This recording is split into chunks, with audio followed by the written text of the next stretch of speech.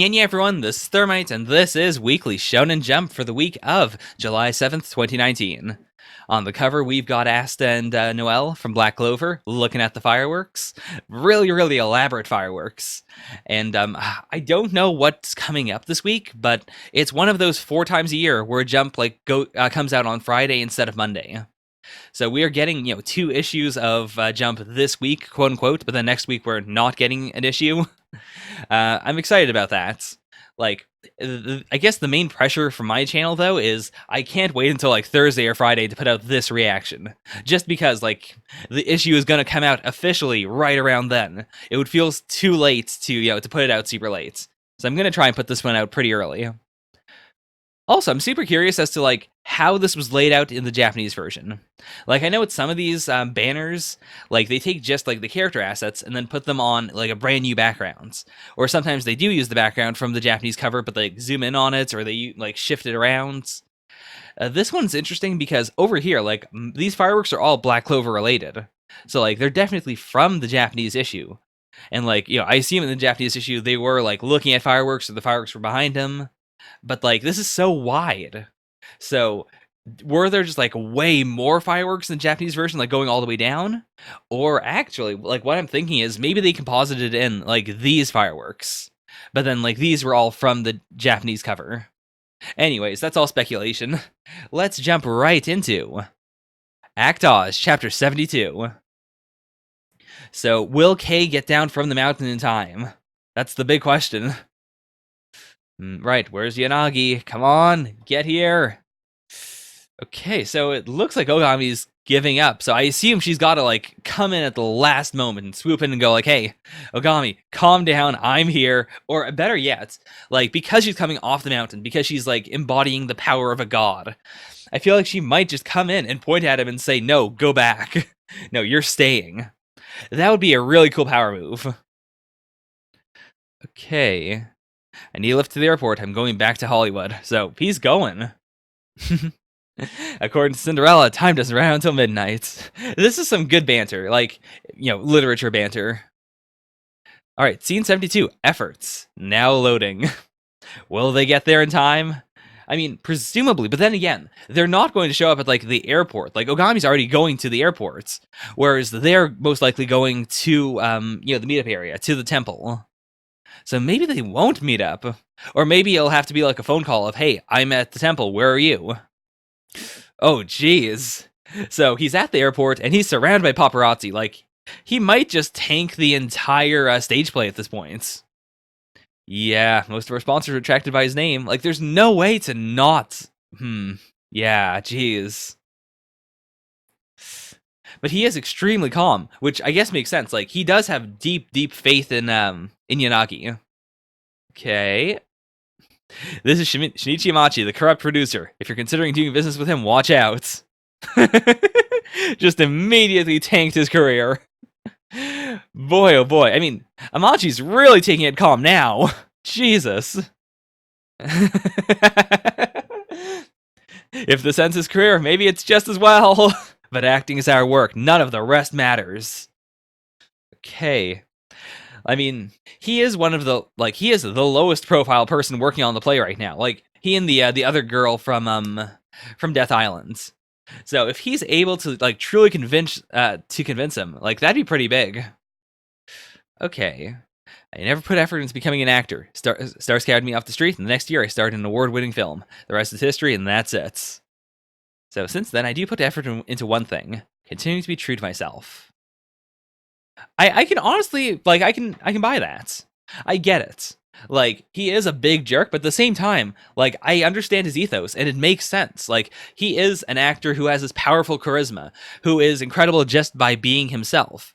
At that point, this happens in real life, too, with actors where, they always appear on screen, and you always go, oh yeah, that's just them. They're playing themselves.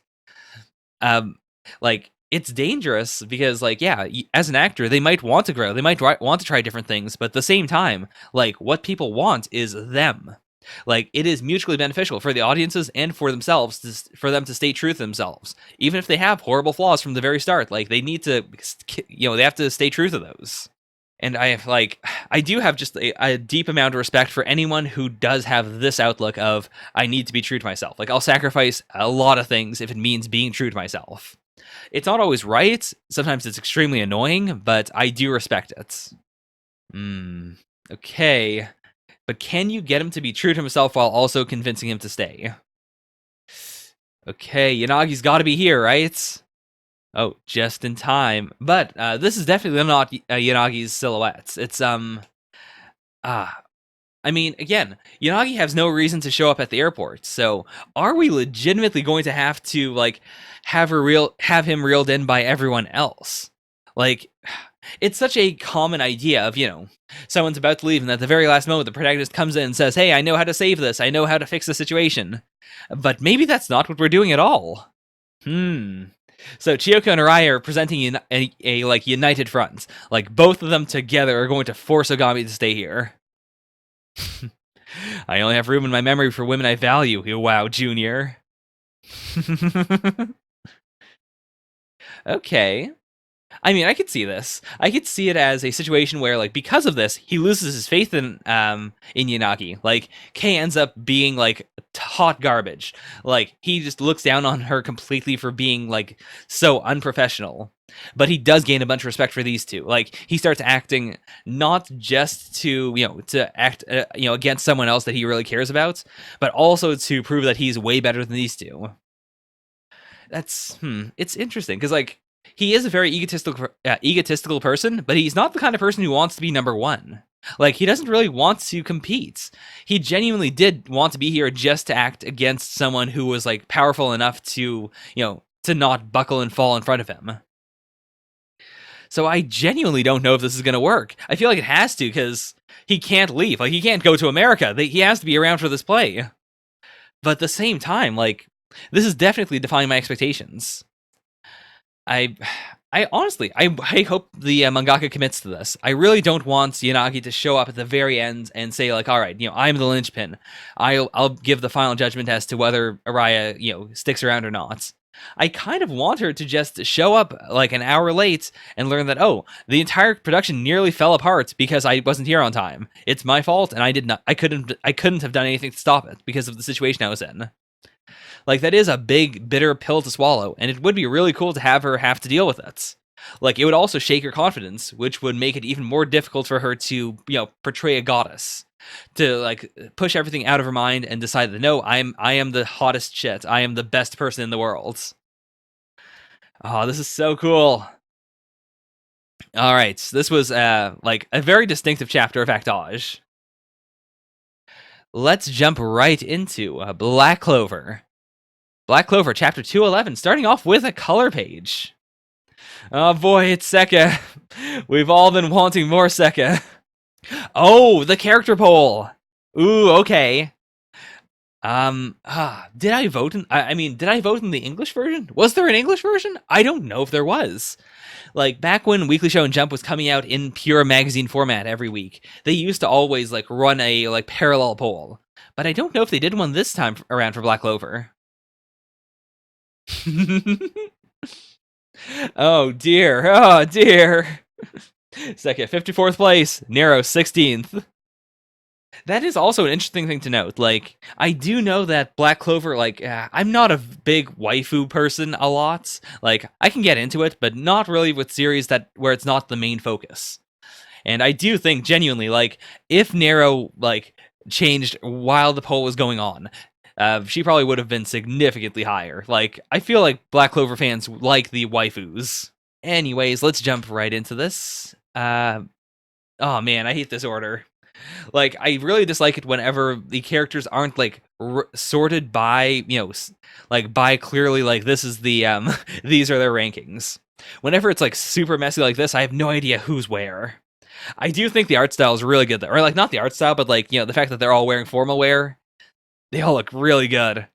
Maybe not Yuno, actually. I don't really like the pinstripes on Yuno. Like, he doesn't look bad, but he doesn't look great. So Asta number 1, of course. Yami number 2. Yuno's number 4. Where's number 3 then? Oh, Noelle. Yeah, I can see that. Like, Noelle's really been pulling her weight. And also, like, it's a combination of she's ranked pretty highly a lot of the time. Like, she's a girl that everyone likes. But also, like, she finally has focus. She's finally powerful. She's got her armored form. Like, she deserves to be number 3. You know, number 4, like, there are so many contenders. This is the kind of series where, like, I kind of wish thematically they did the My Hero Academia thing where, like, you know, Asta and Yuno are always number 1 or number 2, or even Yuno might be number 1. But I get why he isn't. Like, Yami is legitimately super awesome. And, yeah. Where's 4?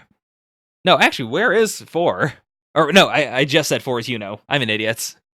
So 5th is Marileona, sure. 6th is Charlotte's. Man, now that I'm looking at it, the top 10 is very, like, girl-heavy. Especially, like, I mean, I guess because people really like Yami, like, Charlotte gets a lot of votes, like, bleeding off of that. Like, the two of them have a good dynamic, even if Charlotte doesn't show up very much. Like, I wouldn't have put her in my own top 10. Charmy here, oh, these are both supposed to be Charmy. It just clicked. Like, this is, you know, her current form, her, like, dwarf-activated form, but then this is her normal one. Okay, I thought she was just with someone else for some reason. Luck is 9th. Where's 8? Where's 8? Oh, Mimosa. Again, I would not have put Mimosa in the top 10. Like, there's a lot of really cool characters.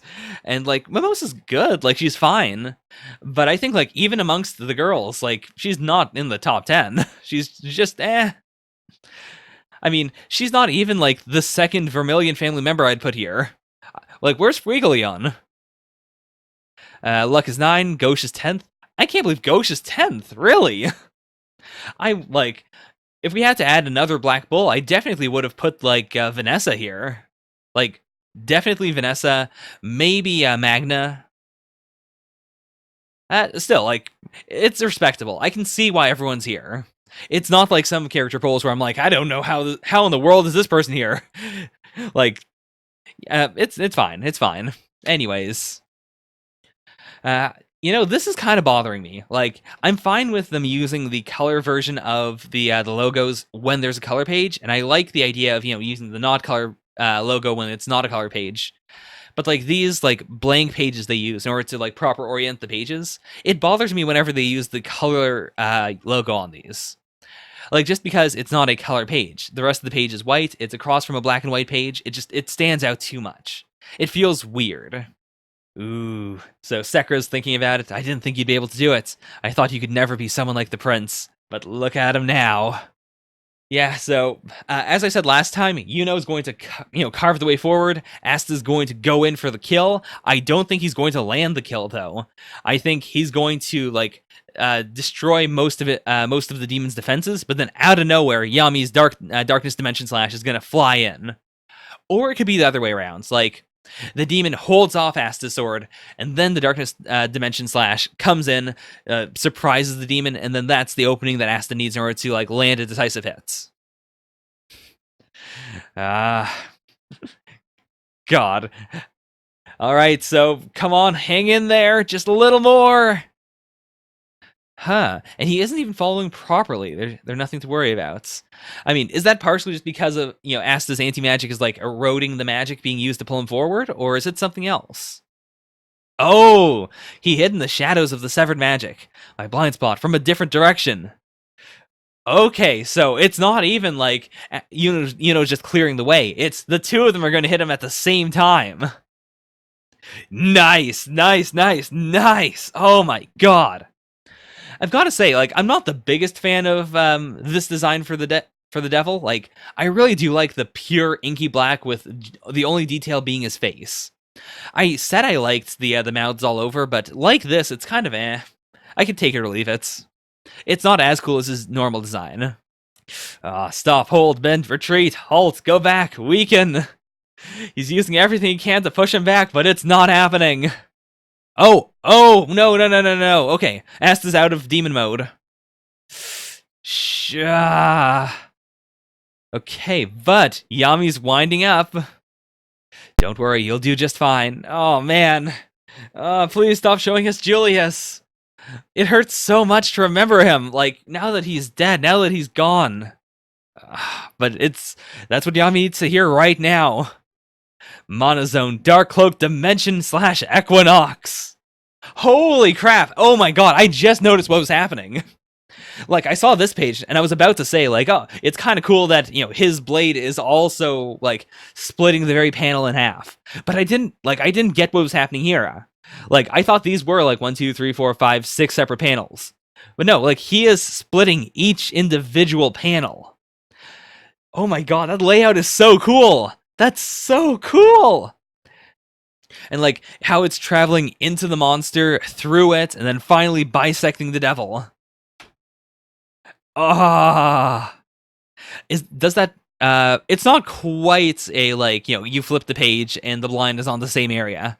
I was hoping that's what that was, but I think it's still, like, it gives off the intended effect of, like, it doesn't even feel like he sent a, like, blade attack at someone. It feels more like he just, like, created this cut in the world, and then that cut, like, transmitted itself onto the devil. I don't know how they're going to do that in the anime. Like, I've seen that, in the anime, sometimes they do take, like, a moment that was, super impactful right there and then, and they, like, add in a bit of a build-up to it. Like, the moment where, like, there are a couple of them. And sometimes it works, sometimes it doesn't. I feel like this is a effect that really works the best in manga, but I think you could do it in anime.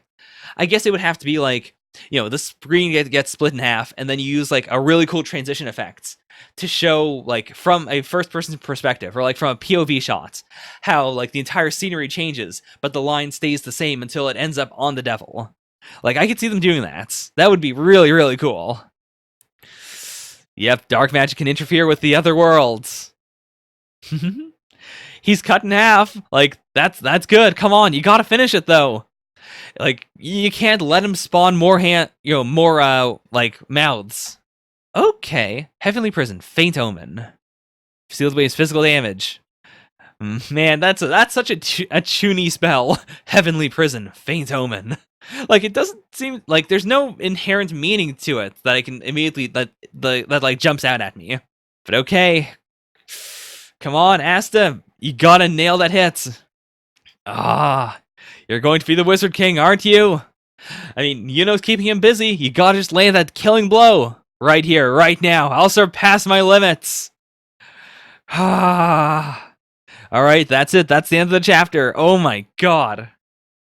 Is this the cover of the volume where Julius dies? Because, like, if so, that's actually a really good, not spoilery cover. Because, like, it also, like, if you were just flipping through the covers, you'd still be like, oh yeah, William is here, but, maybe he's betraying them, maybe he isn't. Like, it's a good cover. God, we still don't really know what the power of this, like, form of the sword is, though. Like, it seems to just be it's a big sword, which is fine. But, I don't know. I've never really liked the applications of anti-magic that just have it be normal magic, essentially. Like Asta's demon mode, for instance. Like, because, like, anti-magic is inherently a power that stops magic or reflects magic. Like, it affects magic. So it's always bothered me whenever Asta's been able to use anti-magic basically as a source of energy, like as something that makes him stronger, or that, like, powers up his attacks. I get why, like, I think it's fine from, like, a shonen sense, but it's always weirded me out. I want to get an explanation in the series of, like, what anti-magic is. Like, is it alternate dimensional energy or something? Like, if it is literally just energy that happens to interfere with magic, that would make more sense to me. Anyways, that's enough blathering on. Black Clover, always very straightforward, so I guess the only big question is, like, is the devil dead here? And I think, legitimately, he might be. Like, it's possible that he'll stick around because, he has been a very important character. You could trace back basically everything in the series right now to him. But at the same time, I think that also, like, it would be a big move to have him just die here. To have, like, maybe he, like, gives one final word out and he alerts the other devils that, oh, this is no longer my turf. And it turns out that, oh, he was actually protecting, the Clover Kingdom and the rest of the world because all the scarier demons didn't want to mess with him or something. Like, I guess I don't really see how it could be more satisfying to defeat him in the future. Because, like, this is, like, everything he has done has led up to this point. It's this final moment, and he's being defeated here. It makes so much thematic sense to get rid of the word demon here. That said, like, either way, I'll be happy. It's just, I personally believe the word demon is either dead here, or he's going to be incapacitated. Like, he's no longer going to be a main boss of the series. Whatever comes up next, whether it's, like, the word demon's bosses, or, like, if it's one of the other kingdoms messing with demon magic or something, or just, like, dealing with the power imbalance of, oh, I guess the elves are okay. I guess we need to rewrite history now, like... I don't think the word devil is going to be important. Or, like, I think he'll be important, but I don't think he'll be, like, the main villain going forward now. Alright, that's Black Clover. Next is Samurai 8, The Tale of Hachimaru, Chapter 9, Together. So, a bit more interesting than the usual covers, but still very Like, it's not really worthy of being a color page. Like, the only thing it really tells us is what color Hachimaru's blade is. I do like the double meaning of, like, if you just saw this without any context, you'd be like, oh, Hachimaru cut this thing open. But we know this is actually the evil samurai coming to meet him. Also, I kind of like how his shadow looks like a more traditional samurai. But, it's very average. Okay, so he's slicing up the golem, or, like, the really big protector holder. No. You can't leave, you can't leave! I guess the big question here is, like, they have to be together. Like, he wants her to be here because it'll make him stronger. She wants to be around because, being around her samurai will make her a better princess. But, like, I guess they need to really have an arc where they figure out, like, where they become friends, essentially. Where they want to be around each other for a reason that isn't just duty. Okay, listen, Anne, from now on, you and me are... Nope, rejected.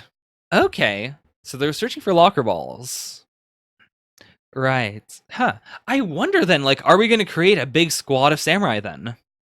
Like, it really depends. Because, like, Hachimaru doesn't seem like, I mean, because he's so, not experienced, it feels weird to have other samurai come in, like, that aren't just mentors. Because, like, how in the world is he supposed to be a leader? Also, it doesn't feel like it's going to be a series about, leading a group of samurai. Like, it feels like we've already kind of got the squad now that Anne is here. So, like, what else could they do with the locker balls? Like, is it as simple as just, we get the locker balls so evil samurai don't get them first? Or could they be, like, upgrades or something?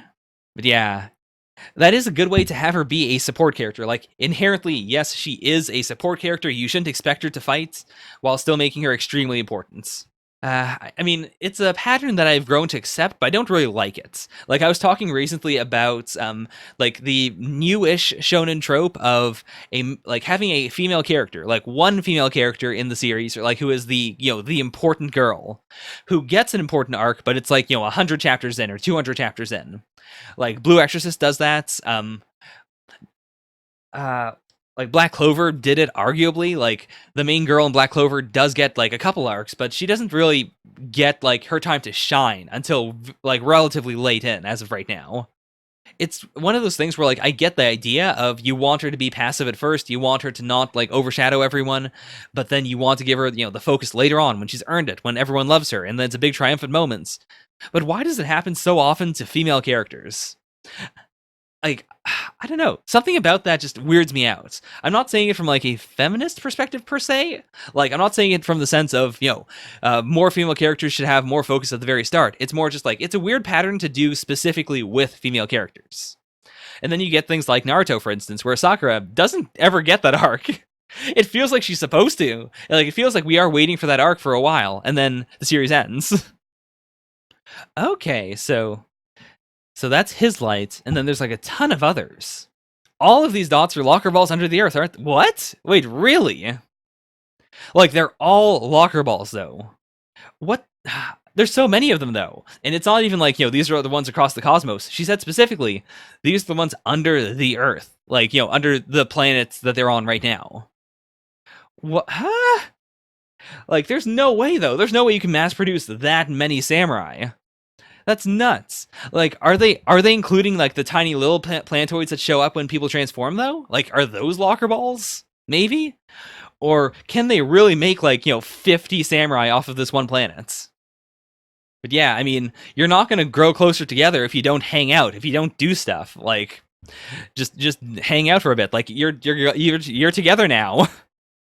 No matter how much you might despise him, a samurai protects his princess. Yeah, you gotta nut up. Oh my gosh, and we do get the flashback back to his dad, where he's like, yeah, hate me all you want. I'll do whatever it takes to protect you. I really like this, like, slow arc we've had of, like, it's not that his dad's immediately vindicated. Like, the whole plot point with his dad seems like it's going to take a long time to get around to, which is, like, cool. Now that we have the pace set up now. Like, by the end of this, like, saga, I guess, by the time Hachimaru eventually leaves this planet, he'll understand what his dad was doing, why he was always hooked up to the life support, like, why his dad didn't want him to become a samurai. I'm looking forward to it now.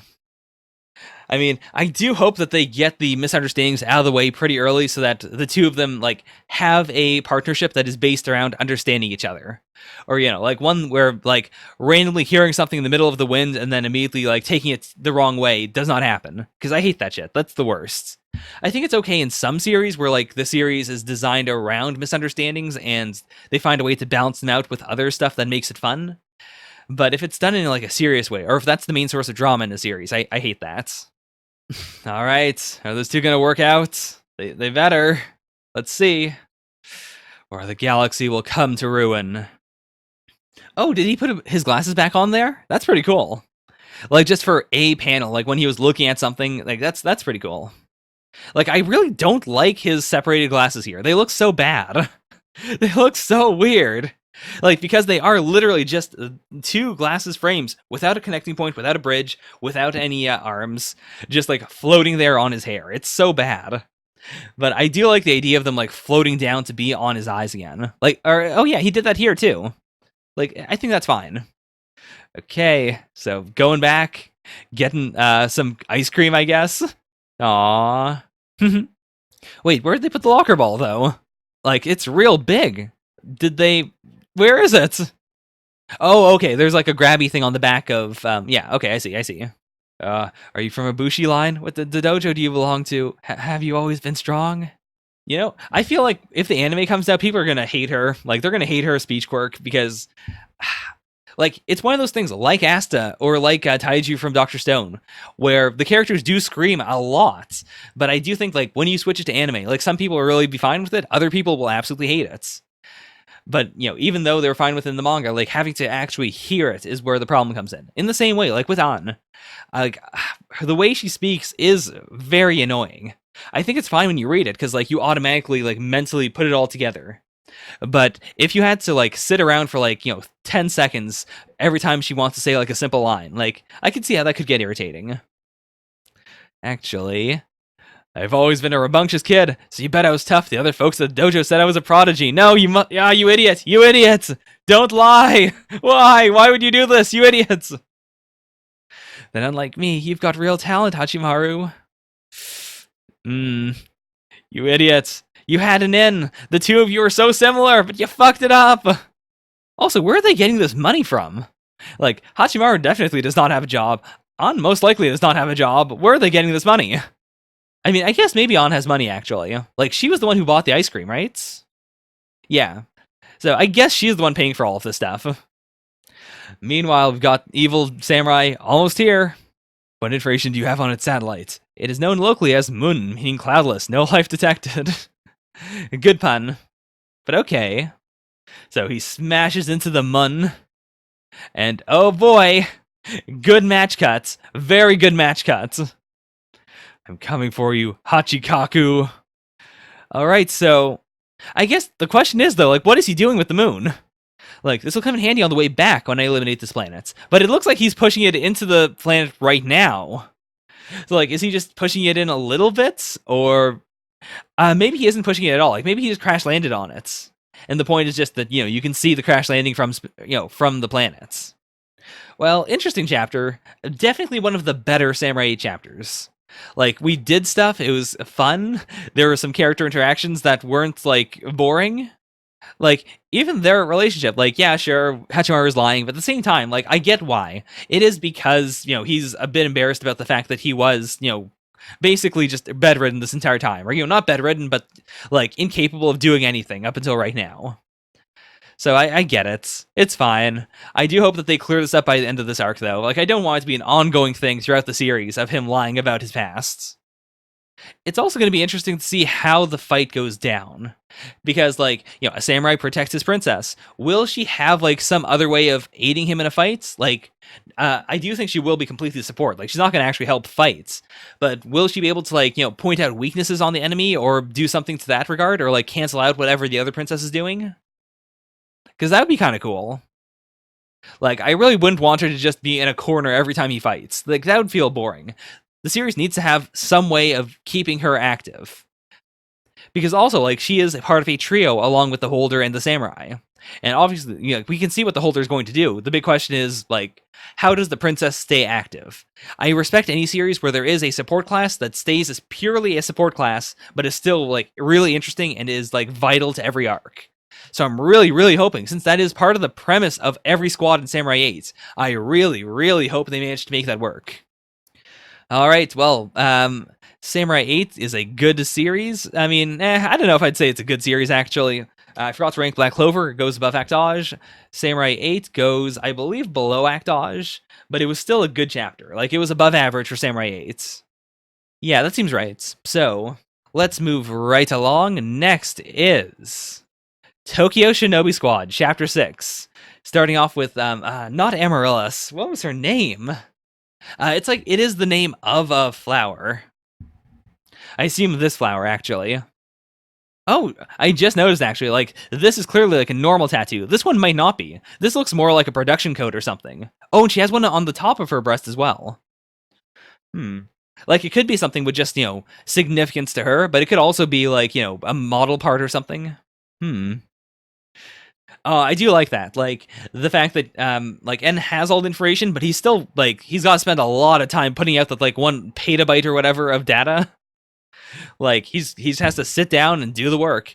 Like, I think that would be a good way of keeping him involved in the series. Like, they could do arcs without him and then just say, oh yeah, he's back at the base. After the last arc, he has to, like, just pump out all this data. It makes sense. Oh, Papillion. That was right. Wait, this is definitely different than what was on her breasts before, right? Yeah. Okay, so that's just, like, something else written on it.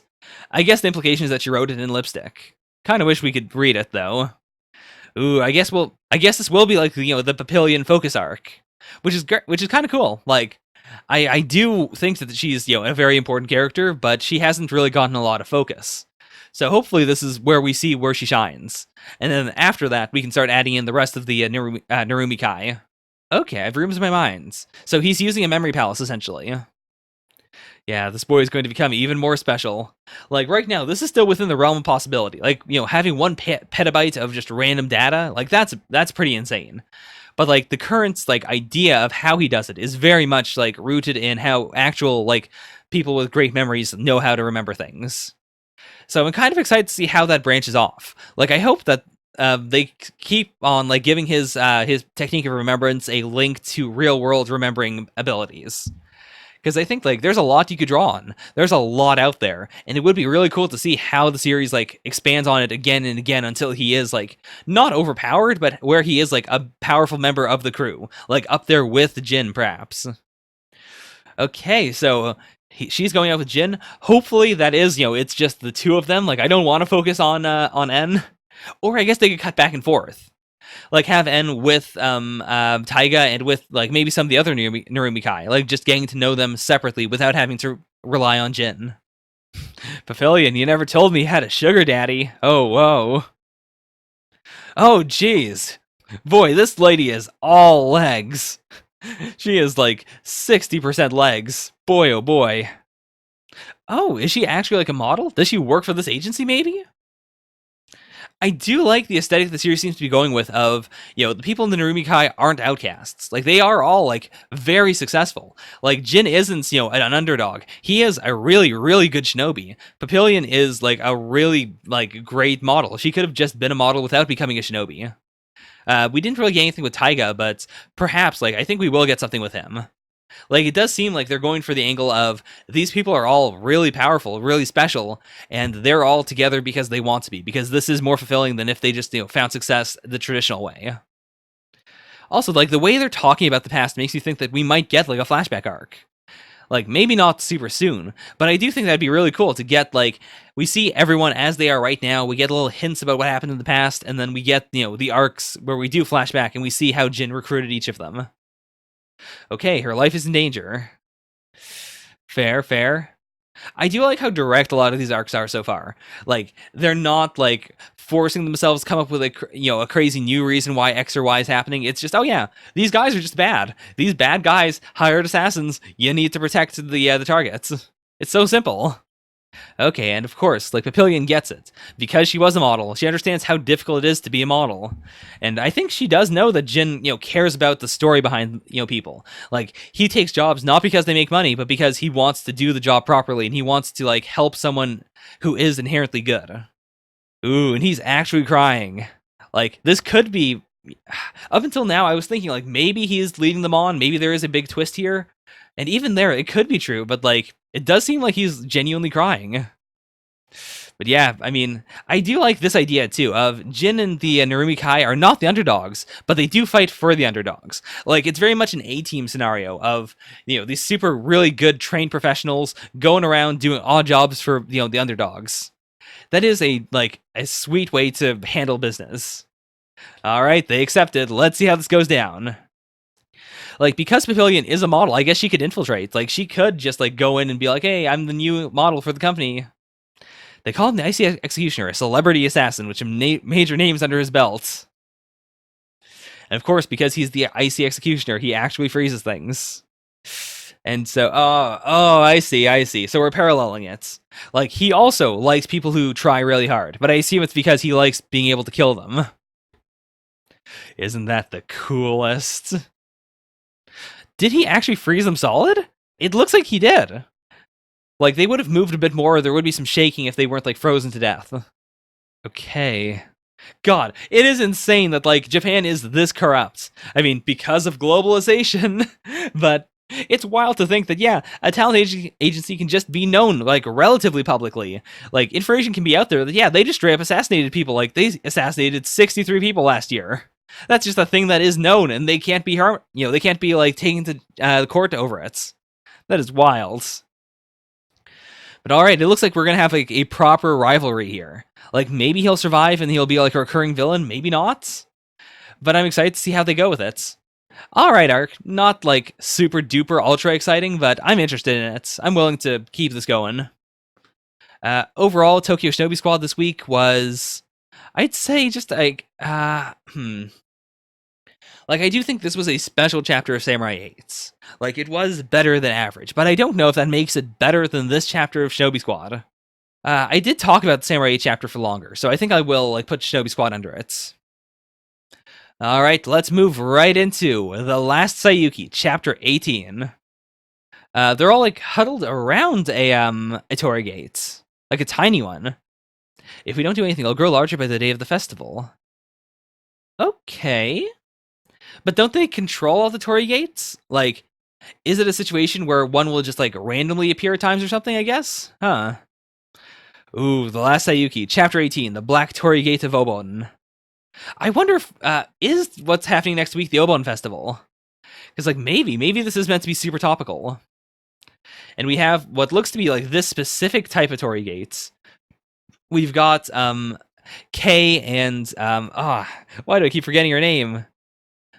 But, like, we have them on either side of the gate, and we have the area that she was presumably taken out of, like, in the city. Okay.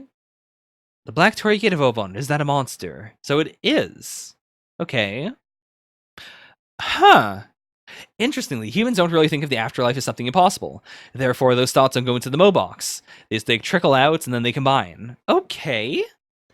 That's a cool mechanic. Like, first of all, it means that, yeah, there are monsters that just show up without the Moes being affected at all. Like, there's always going to be this background noise of, small thoughts manifesting themselves together into a big problem. Like, that's just going to be a thing all the time. But also, like, I mean, this is a really big deal, but I do think I agree with this.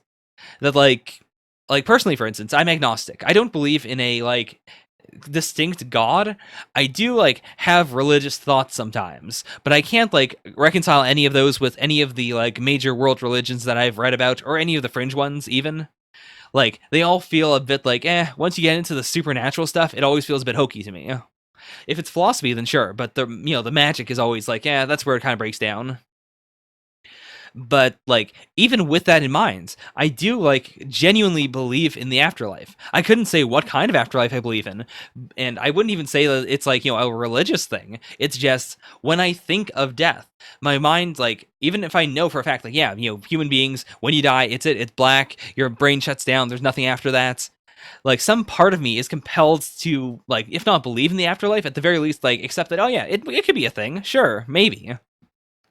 So I can see how that would work. Like, there's a lot of supernatural things that are in that realm. Like, in the same way, like curses, for instance, or like things that give you good luck or bad luck. I know a lot of extremely like logical people who wouldn't say that they do things for good luck or for bad luck.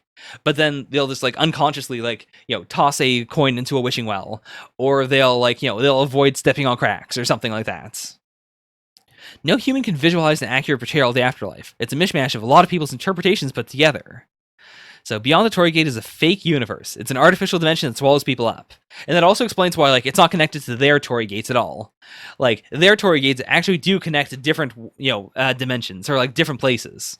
But this is a fake Torii Gate that leads to a fake afterlife. That's a cool concept. Like, I love the idea of, like, because people don't fully have a consensus about the afterlife, it just creates this, like, this pocket dimension, this, like, random weird place that isn't fully coherent. That's so neat. God, the Last Saiyuki's world building, I love it. But okay, yeah, it might be a fake, but it's still a gate to the afterlife. Oh, that is tricky. Like, especially because this is he knows that supernatural things exist. What if he just, blanks out for a moment and he's like, oh, mom's there. I do know that it's possible that some supernatural power could have her be around, and he doesn't notice that the Black Torii Gate is, right there. Oh, man. Okay, so they use, like, a miniature Torii Gate to seal the tiny ones. Huh, this is a neat dynamic. Because, like, partially, yeah, he has accepted that she's gone. At the same time, though, like, I do feel like if he saw her, he would, like, it's human nature. You do inherently, like, recognize people that you see in the past. Even if they're dead, even if you know logically you can't be seeing them right now, you might still turn around and see someone who is long dead and, like, recognize them and want to run to them. You're my junior and younger than me and one of our team.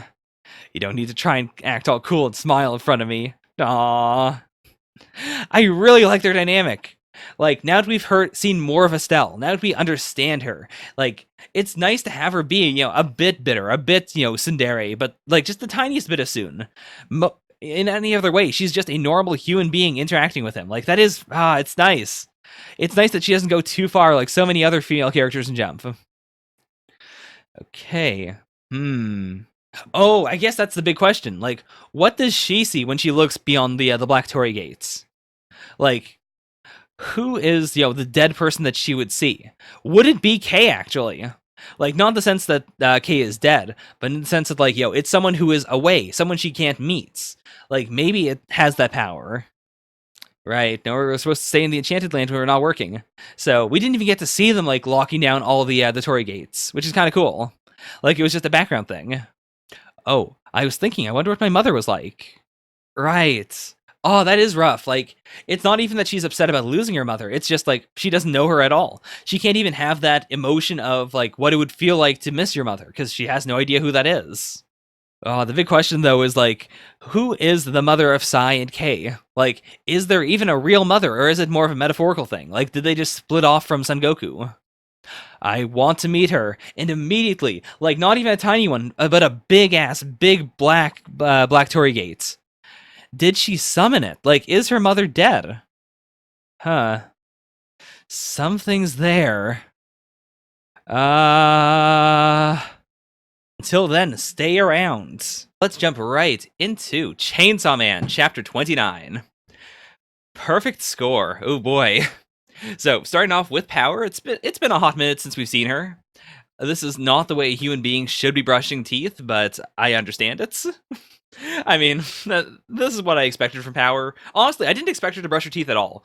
She feels like the kind of person who, like, cleans her teeth by eating more meat or eating more food and, like, letting the food wash off all the gunk and filth. So I'm glad that at the very least she's not that disgusting. Oh, okay, so Aki's in the hospital, and hey, they showed up to talk to him. That's pretty cool. No apples for jerks who ran away from the enemy. Hmm. Oh boy, well. Okay. That's already called Kobani. I guess the guy with the glasses survived too, except he quit public safety, so it's basically just Kobani. I mean, okay, good thing they mentioned Makima. Otherwise, he might have just assumed, like, oh, I guess Makima's also dead. Wait, Powie? Powie? What's going on with their relationship? I mean, they've gone from generally kind of tolerating each other to being, I guess, not friends, but they can tolerate each other a lot more. They are cut from the same cloth. I can buy it. We were only here to eat your get well fruits. Oh, is Curse still alive? I mean, I guess he is. Like, Ghost died. I mean, he wasn't even contracted to Ghost. Fox presumably died. I guess Curse wasn't destroyed. 2 years. Wait, 2 years until I assume he's dead. Huh.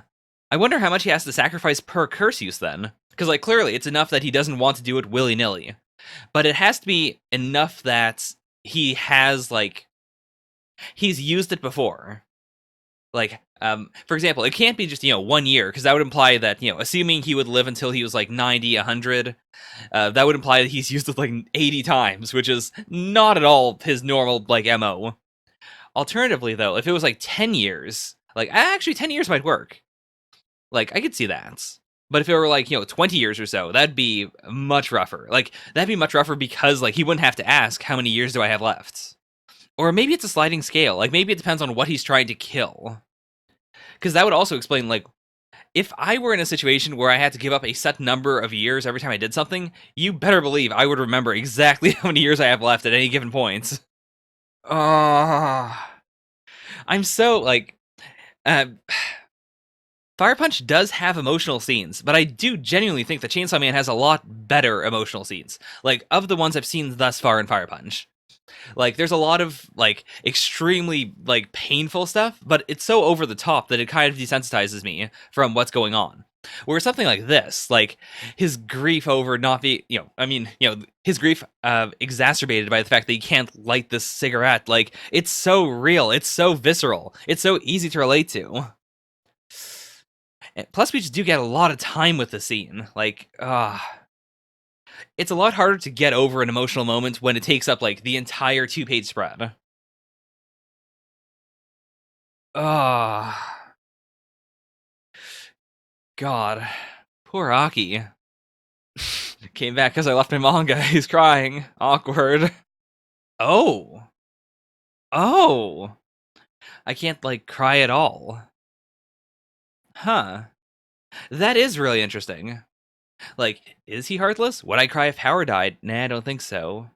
I mean, I wouldn't say it's heartless per se. Like, I spent a lot of time when I was younger thinking about, like, if this person dies, if my parents die, like, how will I feel? And a lot of the time, I wasn't sure if I would, like, if I would cry or whatever. And I don't think that's because you don't care about the person. I think it's because emotions are hard. They're complicated. And even when, people die, a lot of times, the first, question a lot of people have is, am I reacting properly to this? Like, should I be crying? Should I be more shaken up? Should I be less shaken up? It's hard to tell until you're in the moment. And I can understand, like, he just met her. Like, she was a cool person. She did help him out. They did share the vomit kiss, but at the same time, like, it was there enough for him to really relate to her? Not really.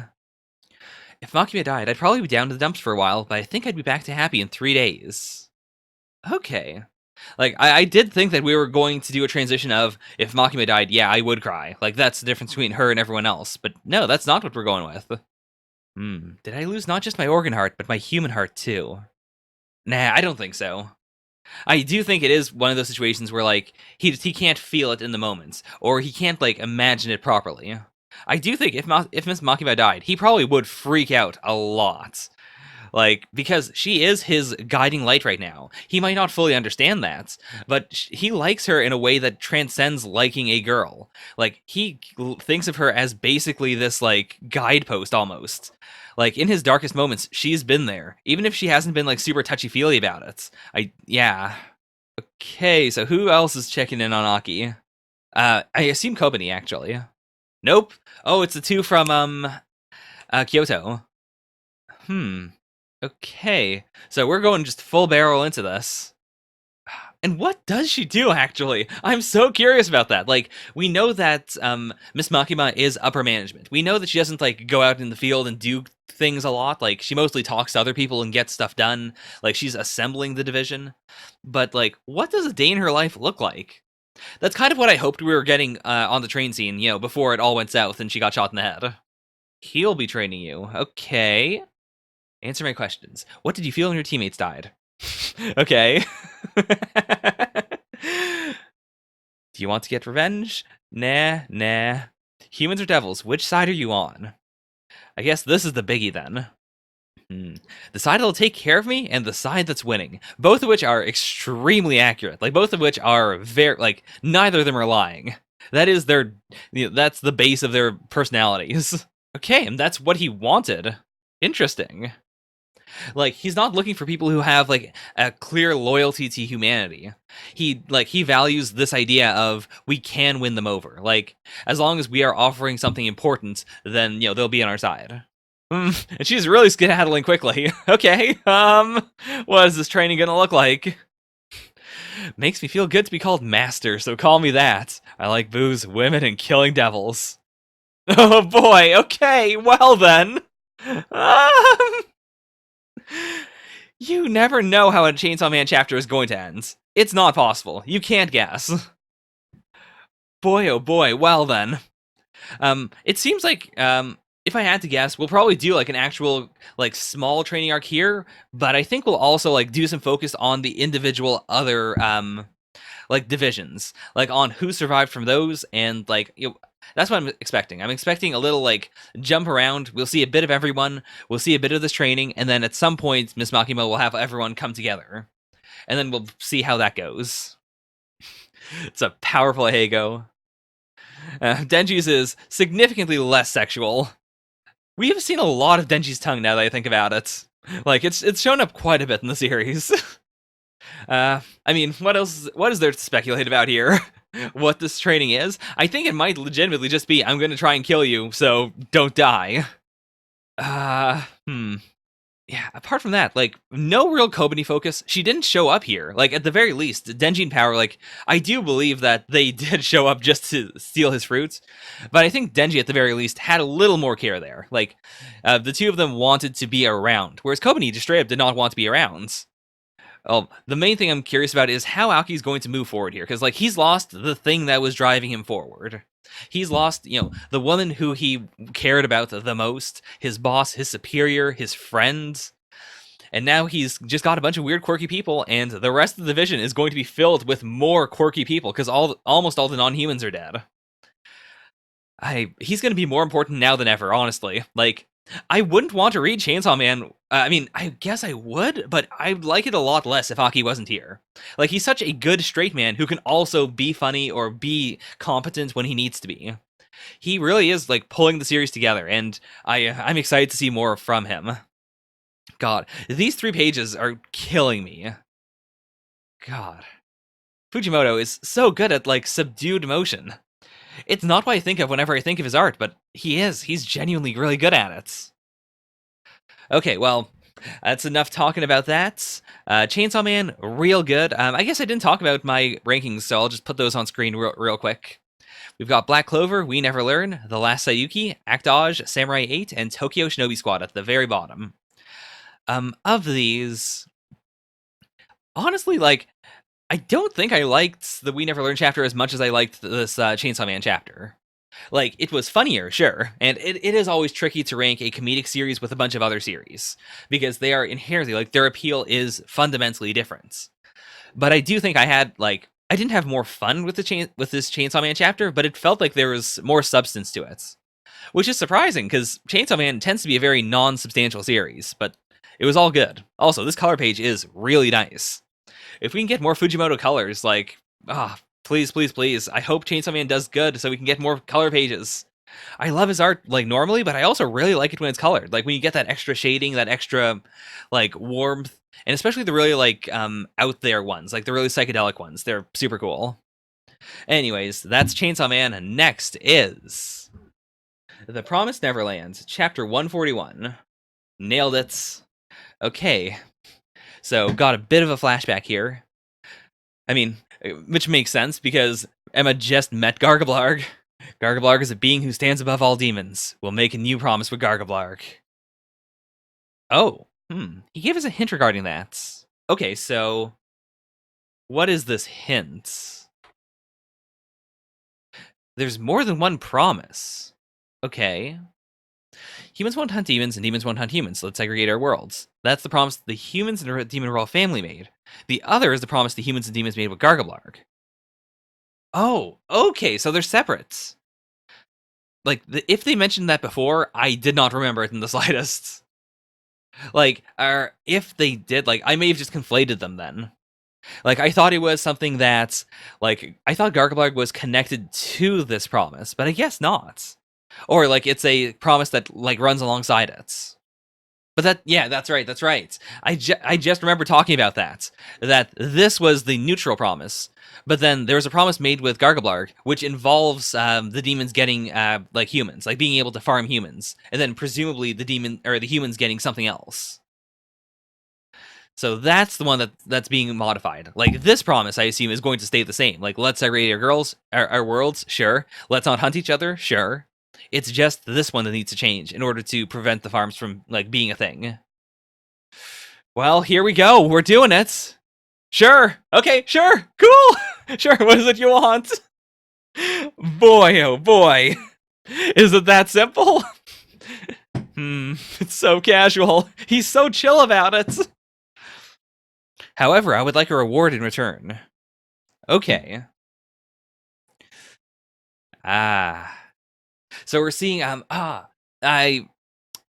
we've seen a demon like this one, like with the little horn tassels. I don't know if it's this one specifically, but it was one of them, and I assume this is like the descendant of William Minerva. Like, so what happened up to that promise? Wait, what? Wait, what? The promise made 1,000 years ago, part 1. Wait, are we really doing a flashback arc? Like, part 1?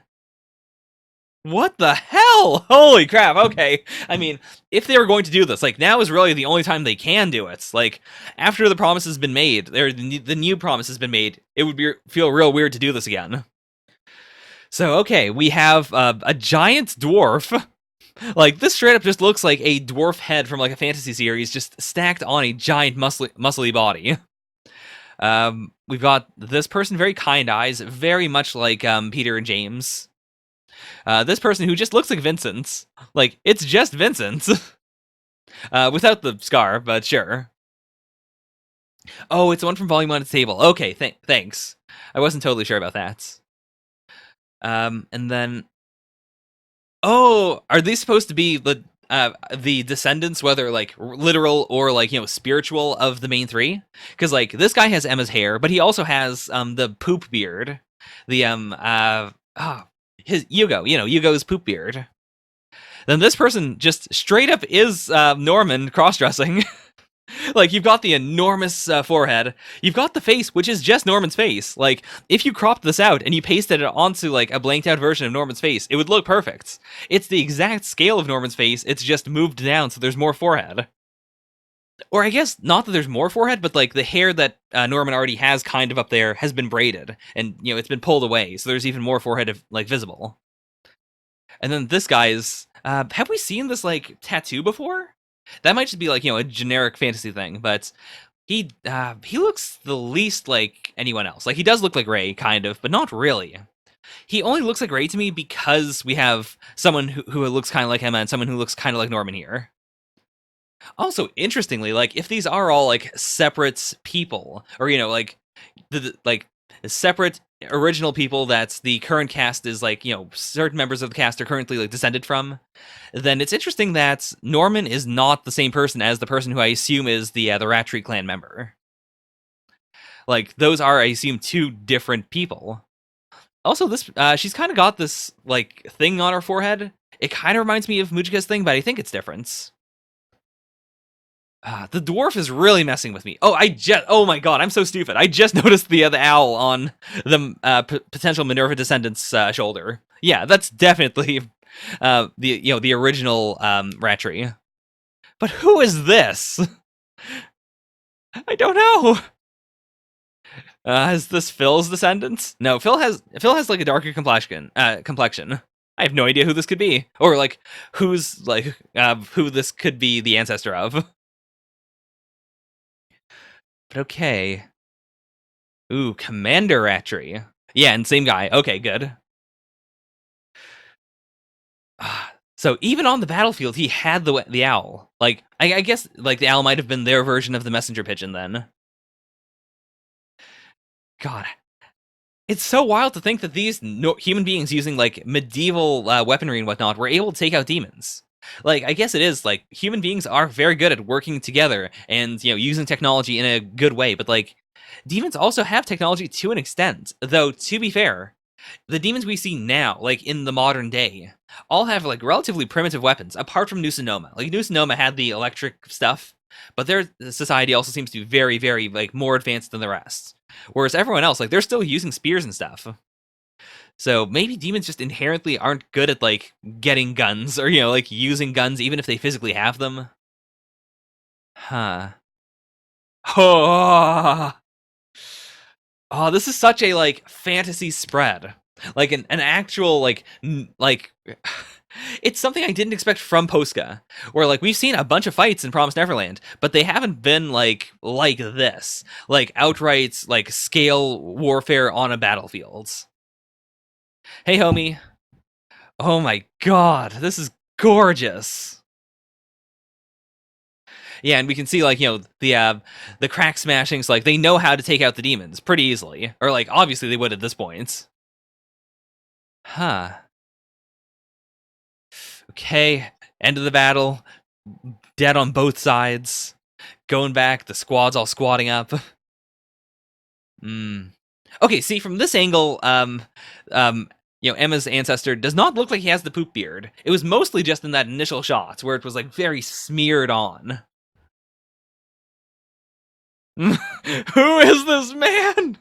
I mean, he could just be the descendant of no one. Sure, whatever. But he has such a distinctive design. Is he supposed to be like the original Adam, maybe? Like, are we going to go with the idea that the Adams having so much muscle is not at all a mutation? That's just the way they look. That'd be pretty fun. But okay, is there a chance for peace negotiations? Is it possible? It is really cool, like, to have this super tense, like, mid-war conversation where we know that, yes, the war does end peacefully. It's not, like, perfect, but I do think, like, in this situation, when people are dying all around you, if someone said, like, would you be okay with the enemy farming babies? Like, you might say yes. Morally, it's pretty messed up, but in the moments, when atrocities are happening on all sides, when your brothers in arms are dying around you, maybe you would be like, yeah, sure, that sounds fine. Why not? Yeah, how about if we offer a number of humans? Oh, Julius. Was there... I don't believe there was a Julius in Peter Pan. Let me just do a quick check. Oh, no, okay. So it's not from Peter Pan. It's just from a Disney thing. So I assume it's random. Or not random, but like, it's just an accident. God, what am I doing today? Okay. For example, wrongdoers, or perhaps slaves, or those who revere the monsters or take their side. I mean, legitimately, if there are like human sympathizers who would say like, because of our religion, we do think the demons deserve to live. We want to sacrifice ourselves to the demons. I think that'd be pretty fine. Like, that is consensual. It's kind of messed up, but sure. Actually, maybe that's what they did. Like, maybe the original farm was like people who agreed to be there, and then just due to breeding and due to wanting these children to not grow up super tense and scared, they went over to the current system. Right. Once we make such an offer, they may keep asking for more and more, which is, I assume, where eventually the idea of the farm comes up. Like, yeah, if you give them a seedling, they're not going to ask for more because they can grow all the fruits they want. And that is cool, too. Like, we have seen multiple races here. It is all of humanity. It's not just, like, one country fighting the demons. It is everyone working together. Yeah, without discrimination against countries, ranks, or ideologies. Let's protect all people. Let's secure a world where we never fear being eaten. Yep, this is, the original Emma spirit of let's make sure that no one has to die. Let's get a decisive victory. The only difference really is just he's talking about humankind. Because obviously he's fighting demons. Like, they are the enemy here. They are monsters to them. Whereas Emma, had that, pivotal experience with Sonju and Mujika. I do think without that experience, she probably would be more gung-ho about killing demons. Okay, but then I remembered that a chance to win can easily be overturned in a second against these monsters.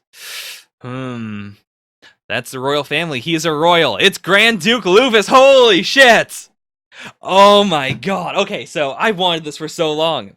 Like, ever since Goldie Pawns, where we had that moment where we saw, like, the first flashback, I think, of Luvis, like, thinking about his glory days. When we saw him, I don't think we even saw him from the front. I think we just saw him from the back. But we could see his muscles from the back. Like, we could see that he was super buff. He was strong. Like, that moment still sticks out to my mind as, like, one of the biggest moments of Goldie Pawns. Because that was the moment where we realized, like, oh, Luvis is not, he is incredible, but he's also a withered old man. Like, he's so thin, he's so shriveled. He, like, has a bit of a curve to his spine.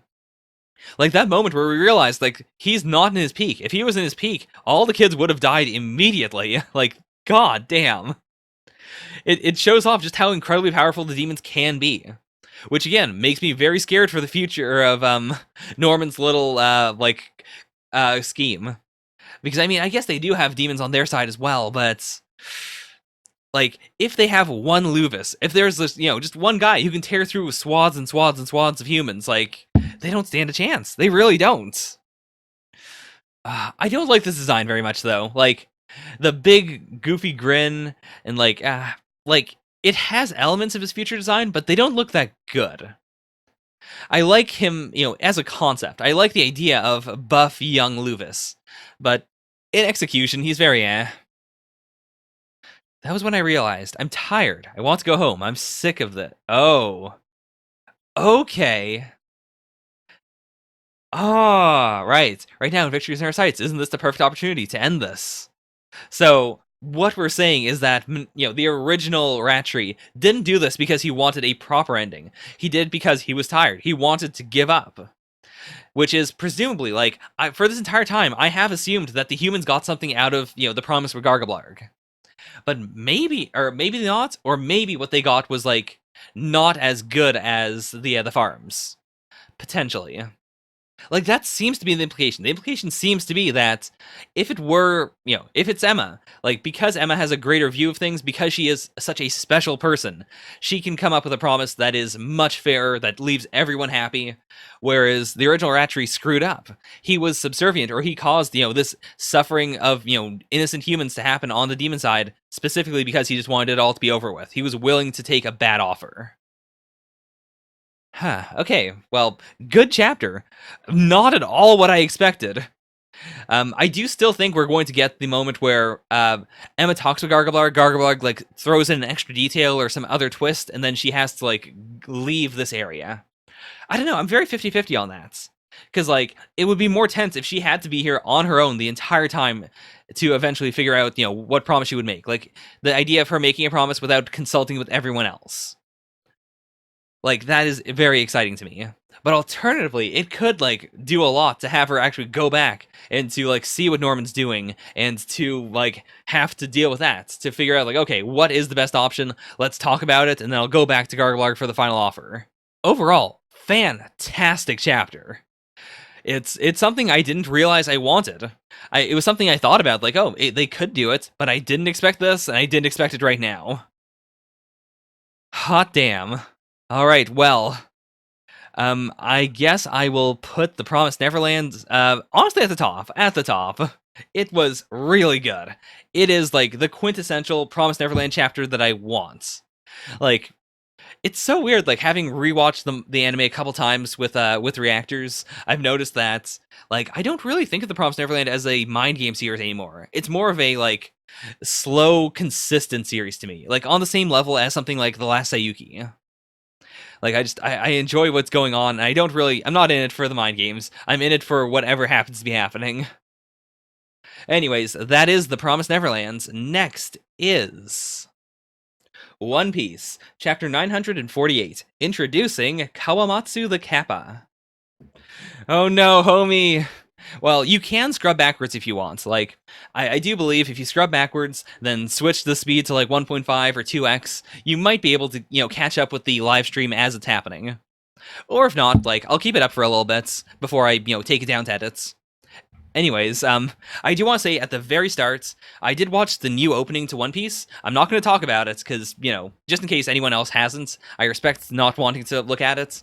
There is something that I think is very clearly a spoiler / a clear inference to something that has not happened yet in the manga.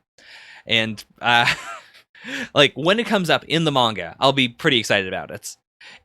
It is interesting, though, that, like, they did keep Kawamatsu silhouetted, which is weird, because, like, either they show both of them very soon, and then, like, we'll know what's going on there, or, like, I don't know. If we're going to get Kawamatsu this chapter, then honestly, it would have made sense to, like, not have Kawamatsu in silhouette in the opening. Also, what is this?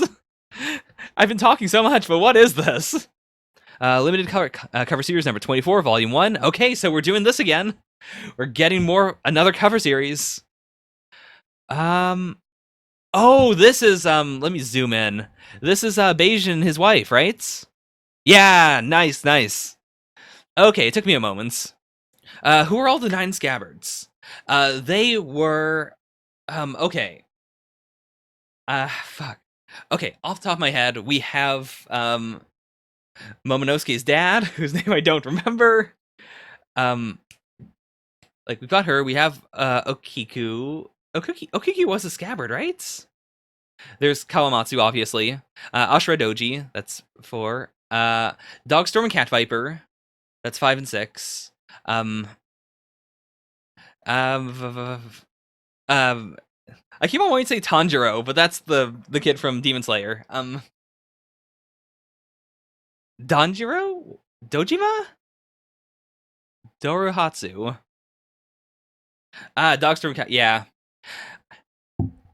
Like,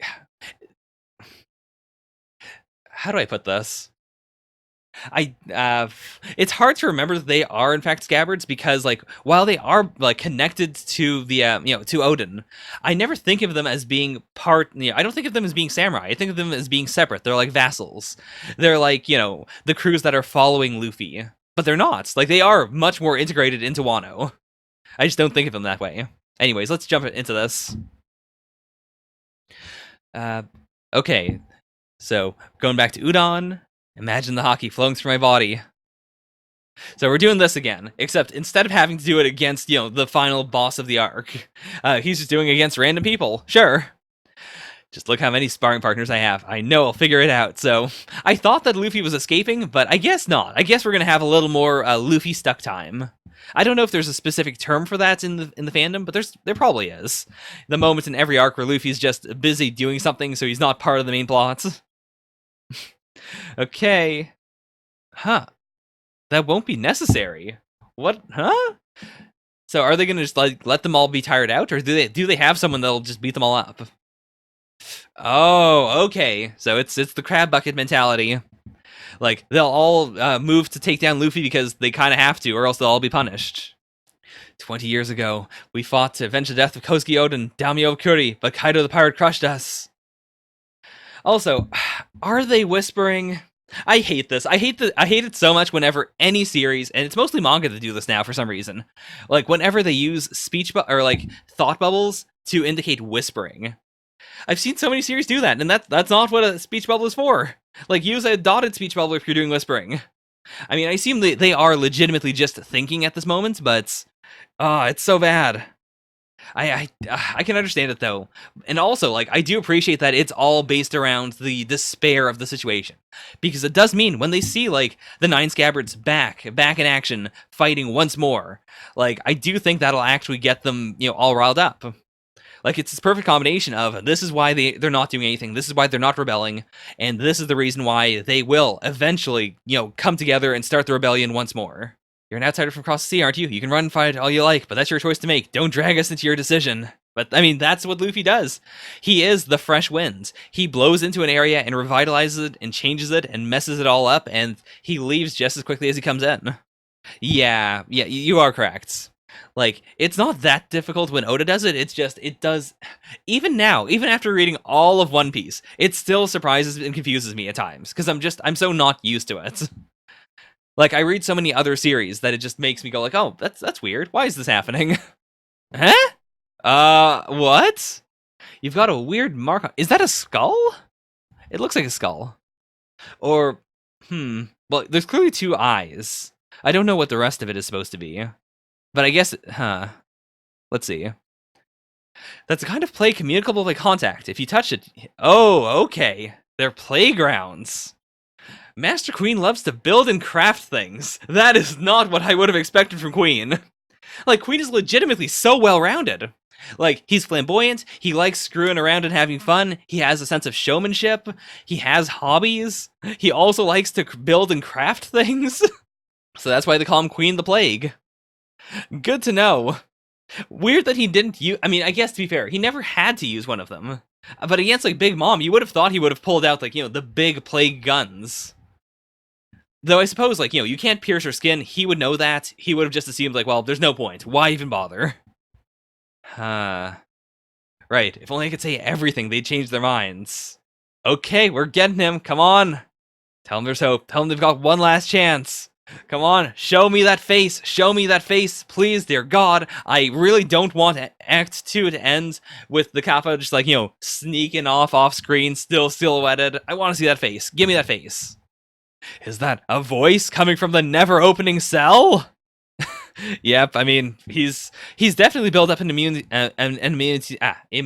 to poison by this point. The man inside of there is one of the Azakaya 9. It's so... boy. Like, I do think of them as just the Red Scabbards because it's easier to remember than Akazaya 9. Whenever I try to say that, I always think of Izakaya instead. It's true, that's Kawamatsu. Okay, let's see him be super cool. Come on. I mean, does he love poison fish? They were giving him the poison fish so that he would die. I don't know if he loves them or not. But okay, I mean, I'm sure he's gonna die here. He's definitely gonna die. Okay, he's breaking out. Oh boy, tell me, do you like sumo wrestling? That's not what I expected him to say, but sure. Okay, like swimming against the rapids of the Great River. They call this Kappa style. Oh. Okay. He looks like one of the angry birds. He looks like the yellow one. But oh boy, this is a thick boy. Kawamatsu the Kappa joins the battle. Kawamatsu confirmed for Smash.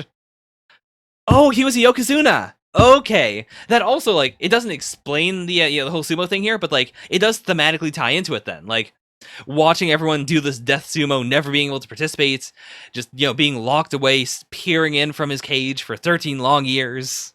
Yeah. Oh man. Like, Ryo is really designed for sumo if you think about it, like, in that way. It's perfect. Oh my god. I want to see it. I mean, we have so many big boys. I was just talking about this last night. Like, I do think Kaido might be gay. His 3 main crew members are all big boys. He's also a big boy. There are some girls, but they don't seem to be treated very well in Kaido's crew. Like, not that they're abused, but just, like, they aren't sexualized very much. They're just kind of there. They're very, like, un-One Piece female characters. Like, I'd imagine that, like, boy, what is her name? Centaur Girl. Like, in any other crew, I feel like she would have been dressed like a stripper, but she's not. She's very, like, not modest, but very normal looking for One Piece. I don't know. I think Kaido might be gay. In which case, I do think we might get a lot of sumo fights because we've got so many big boys who can be pushed. I want to see these big boys being pushed. Sorry, 13 years of nausea coming back. Oh boy. Okay, we do have a gag for him, though. I do think maybe he'll be vomiting throughout the entire arc now. That old goof. Is that Boss Hyogoro? Yeah, show them all who you are. If you want to inspire and lead those whose spirits were broken. Okay, so they're doing it now, like, literally now. that does make sense, like, to facilitate the prison break. But I really thought that we would have a moment where it's like, I guess not. Because, like, some of them have already been making moves. Like, rumors are spreading. It does make more sense to just have everyone reveal themselves everywhere in Wano, and then for them to slowly pull themselves together until they're the Akazaya 9 again. But, okay. Wait, did she put on a mask? What do you mean? You must remove your disguise to show them who you are. And then, like, Raizo clearly taking off his disguise, but she's putting one on. Okay, sure. The first step to gain their trust. We are not mere ghosts and stories. Or memories. That's a cool squad moment. Also, like, it's 4 members of the... I guess he wasn't part of the Akazai 9. No, never mind. But, like, 3 members of the Akazai 9, plus, you know, a mafia boss, plus Luffy, who none of them have heard of. Isn't it the mask of the most handsome swordsman of Wano? Kikunojo of the Fallen Snow. Okay, I don't think that's a name that's come up before. In which case, was she not a member? Like, is she not one of the scabbards? Like, is she just filling in for one of them then? Yeah, and that's Fukuro Kuju's rival ninja, Raizo of the Mists.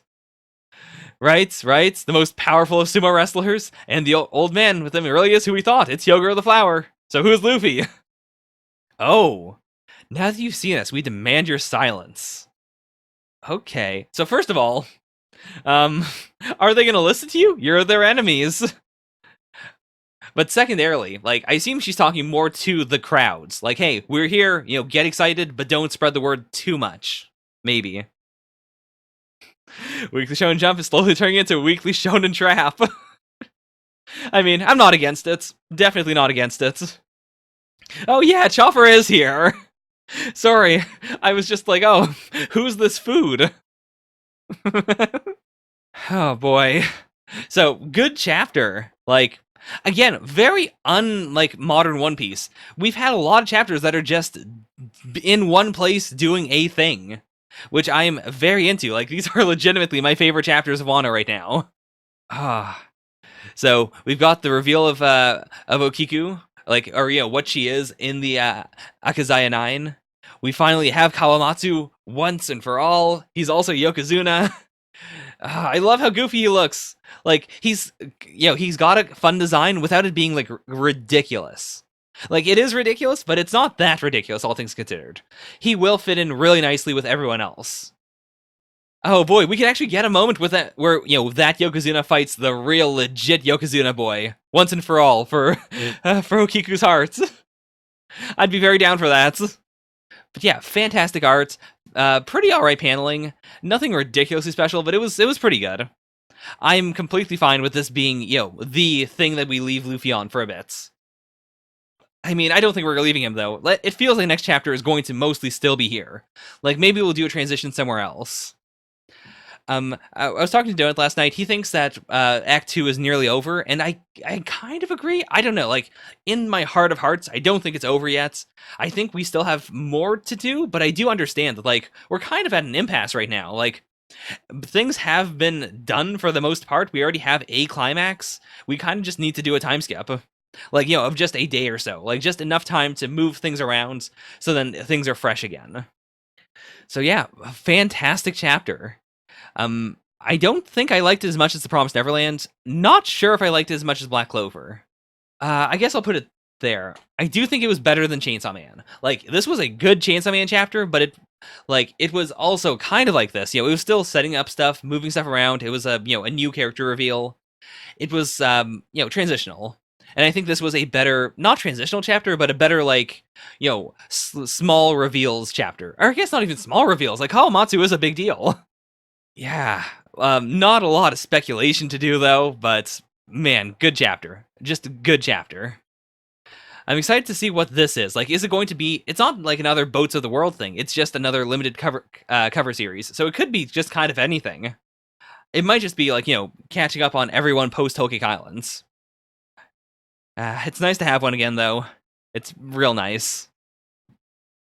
Alright, so that is One Piece. Next is... I should really be picking up my phone when I do these. Okay, also, I do want to make a prediction, actually. I do think that Caesar is, like...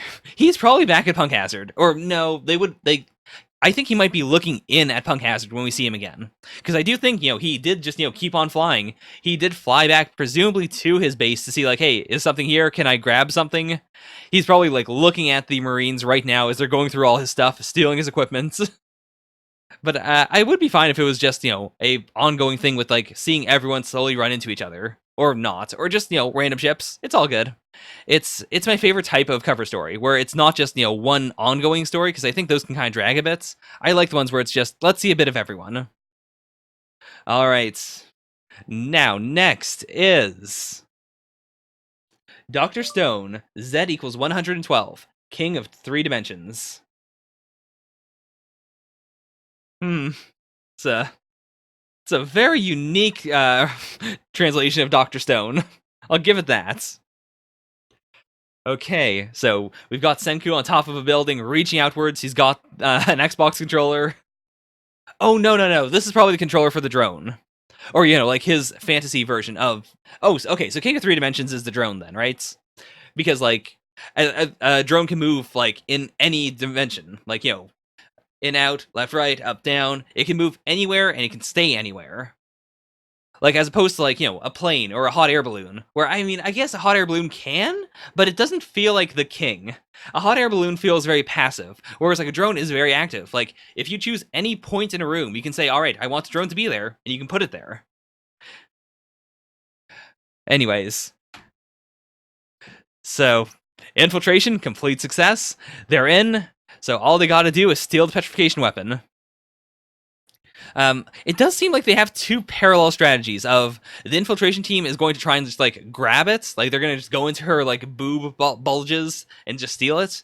Whereas the other team seems to be based around the idea of, like, what happens if she throws it? If she throws it, then we'll snatch it out of the air. Tonight? That's way too soon! Why has everything got to be rushed with you, Kahaku? I want to get dicked! I want that fat master dick inside of me! Oh, boy. But okay. Yeah, as convenient as it be, we won't catch her sleeping alone. That is, like, it's pretty wild because, like, none of them are, like, they're science acquainted, but they don't know that much about science. So they can't even explain how it works. Just like, yeah, it works. We just have to trust it. Sure. Okay, there's the science team and the spy team. This war will be waged on 2 fronts. Okay. Oh my gosh. God, Chibi, the spy Ginro is so cute. I love him. Oh my god. Like, I like the cat smiles on the girls, but I like his slightly nervous smile. I like the pose he's in. It accentuates his hips. The stockings are real nice. Oh my gosh, he's so good. This might be, like, the best Ginro design. Oh my gosh, they're so cute, though. And the science team, also, very, very cute. Senku, honestly, not that cool looking. Like, just because I'm so used to normal Senku that wearing glasses doesn't really feel more sciencey at all. But Suika, oh my gosh, Suika. Also, I guess they're all wearing, like, eye protection except for Soyuz. Which is interesting. I guess it'd be hard... I was gonna say, it'd be hard to tell whether Soyuz is wearing glasses. No, you just have to draw a line here. Just draw one line here. Maybe a second line if you're feeling generous, but just one. And then he's wearing glasses. Boom, easy. Okay, so it's not what I was thinking. Like, the infiltration team is, like, they want her to throw the weapon. Like, it's not 2 separate plans to get it. It's all one plan. They just need to do something to make her throw it. And then, while it's in midair, the science team swoops in with a drone and, steals it. A little more advanced than I was expecting, though. Like, I do like that we are going with this design repeatedly. Like, it has been, every time we've seen the drone, as of, the 2 chapters so far, it has looked like this. It is the way they expected. I imagine it's not going to look nearly that good. I am a big fan of the theory someone brought up before about how it might just be a balloon with 4 fans on it. Well, we're crafting the king of 3 dimensions, a drone. Yep. Of course. So, okay. What do we need? We need plastic to make the propellers and the controller, sure. It seems like all they need for the controller is the plastic. So, I mean, I'm assuming it's radio controlled, so they don't need to craft anything besides the radio. Like, they have the radio. Actually, in that case, I guess the controller would be just a thing they use to put out, like, certain signals. Because right now they have the radio, but it only transmits voice. They need something that'll put out, like, like, this is for left, this is for right. Propeller, simple enough, with bird feathers in plastic and bamboo. So bamboo piece, bird feathers for the spokes, and then plastic, I guess, just to coat the feathers. Because you can't use just plain bird feathers. Like, that would be too weak. The motor is bamboo, magnet, iron wire. Okay, that's fair enough. Like, that's literally just making like a high school motor, like in lab, where like you just take the magnets, you'd make a tiny little electromagnet, you'd make it spin, and then you'd do nothing with it. You'd try to put your finger on it to see if it would hurt. Or, God, I don't know how I didn't electrocute myself when I did that. Because like it is just an electric charge going through the metal, right? Like it should transmit to your finger. I don't know why that doesn't work. I guess because it's being transmitted into magnetic force. I guess. Yeah, drones. You mean the things that float around all perfectly balanced? Don't mean an. Is it an attitude control system? I assumed it would be altitude. But okay, so we're just gonna buy it. He's got some idea. Most importantly, we need a motor. Okay, so sure. I mean, what else do I have to say about it? I just talked about it. It's a thing that everyone's done. Okay, what do you think happens? It spins. I mean, it is cool, like, that you can set it up so that it does, like, continuously spin. Like, if you just take a electromagnet and a normal magnet, it'll spin once, and then that's it. Like, you have to have it set up so that it does constantly go from south to north over and over and over again. Like, the momentum of the first spin has to be enough to push it over so that it's like, same repel same, spin around, same repel same, spin around, same repel same. Like, if it's not powerful enough to do that, then it just shuts down. The balance is really the tricky parts. Like, even modern day drones have that problem where, like, if you get a drone off of Wish or like off of like a dollar store or something, maybe not a dollar store, but from like a cheap place, they do have like wobble issues. I mean, it might be as simple as just, use physics. Like, just make sure it is physically balanced out. But then again, they have to worry about wind too, right? Like, if it's at all windy, their drone's screwed. Like, even modern day drones have a big problem with that. And they use, like, more sophisticated motors than this. Okay, we need a bunch of extra powerful magnets, which means wrapping those wires a few thousand times for all those coils. Yeah. I mean, I don't remember specifically how you do it, but I'm pretty sure it is just like the tighter you wrap it and the thinner the wire, the more like magnetic power it has. So I guess it might be as simple as that, like just make really, really powerful motors. The old Kingdom of Science tradition, never-ending back-breaking labor. I mean, it's been a little bit since we've had the back-breaking labor, like, on screen in a way where, like, we emphasized how rough it is. Like, even building the boat, like, it emphasized it in a different way. That was just more like, how long it took, and how much, time and effort, and how many people had to do it. Whereas, like, this is the small scale, like, we've got to just sit around and wrap wire for all day. Like, that's just what we got to do. Okay, this is the enemy stronghold where the master and the others reside. Okay. Ooh. Oh, it's all treehousey. It is really cool. Like, it's honestly less, like, it feels less sturdy than the Kingdom of Science. Because, like, Japan gets hit with a lot of typhoons and tsunamis. Like, it's just a thing that happens. And I feel like these wouldn't hold up very well against them. Like, maybe they would. I don't know for sure. But it feels less sturdy than, like, what Tsukasa was doing, where, like, he just dug holes in, like, a rock cliff. Like, that feels like that would make a lot of sense. I mean, I'll buy it. I've definitely seen, fiction and stuff where this happens. It most likely is a thing you can do. It's just, I don't know. It feels bad for, like, the climate of Japan. So this is the master. His head looks very, like, penile in design. Like, you've got the slope upwards, then you've got, like, the helmet head. Like, the little, like, lip there. Very masculine. Did you get a load of the great Arashi's Miracle Punch? Okay, so different silhouettes, completely different, so not the master. I guess we only get a tiny little glimpse of him. We're not allowed to see the master yet.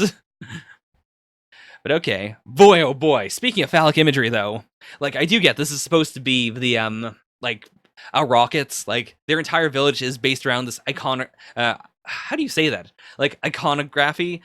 Iconography? Is that how it goes? Like, the design of the rockets. And this is the most elaborate one we've seen thus far. But it's also just a big ol' meaty codpiece. He's also very clearly based on like Anubis, I guess. Like obviously, actually, it's interesting. Actually, now that I think about it, like would the Hunter Tales include like Egyptian mythology? That feels a little weird. But he's so clearly Anubis based. I mean, that does make sense though. Like if he's smashing statues, like if he is the one who kills people. Bad people like that get terminated? Darn right. Okay. So I guess he's the magma of the crew. He's a more gimmicky magma with a bigger schlong. But okay, so I guess he's meant to be like, yeah, he's the security guy more than the magma. Can we see him here actually? Like, these are the girls, girls plus Generalina. Then they're walking. Where are they walking? I guess this case, this pathway goes up here, all the way over here, then down here. Is this all one pathway? I think it is. I think it is all one pathway. That's really elaborate. That's real weird, actually. Sure, I'll buy it though. But then where's the guy? Like, where is Lord Anubis, or whatever his name actually is? The Great Arashi. I mean, he is very close to them, actually. So I guess, he's close enough that they, the pieces flew over to them. So she sees something. Both Noe and Akitsu thought this was the Master at first. I could see it because of the cut here. Like, because it seems like we're going to see the Master, and then hard cut to a man smashing stone. But, like, obviously, the Magistrate is not there. So, definitely not. Also, it seems like he's in this building with the giant spokes here. Actually, I just noticed, actually. His helmet, I forgot his name already, but, like, his helmet looks kind of like that, vaguely. Like, maybe the spikes are supposed to be, like, a symbol of power or something. Or, obviously, like, because they have, the bomb, the thing that turns people to stone. We saw that one image where it looked kind of like the sun in the background, like it was super elaborately designed, like a piece of art. So I assume this is supposed to be then like a artistic variation of the explosion, and then maybe his mask is his helmet is also supposed to be kind of like that. Maybe. I might be stretching it with the hat, actually. The more I look at it, the more it looks more like a cactus or something. But I am legitimately super fascinated by that design sense. Because, yeah, you might say it doesn't look spiky when they make it explode, but also, like, so many human civilizations have, like, come up with iconography of the sun, where, like, it has rays coming out of it. But the sun, if you look up, like, the sun does not have rays coming out of it. But so many humans across so many cultures have all decided that, yeah, if you draw the sun, it has to have rays coming out of it. Anyways, this shot, this is a very high-rise invasion, like, look. It's so very, like, eye-focused. Okay, what is she looking at? Amaryllis, I need you to buy me 15 seconds. Alright, they're going in. I've never seen such burly, powerful arms. Do you mind if I touch them? Oh my god, what is this face? What is this face?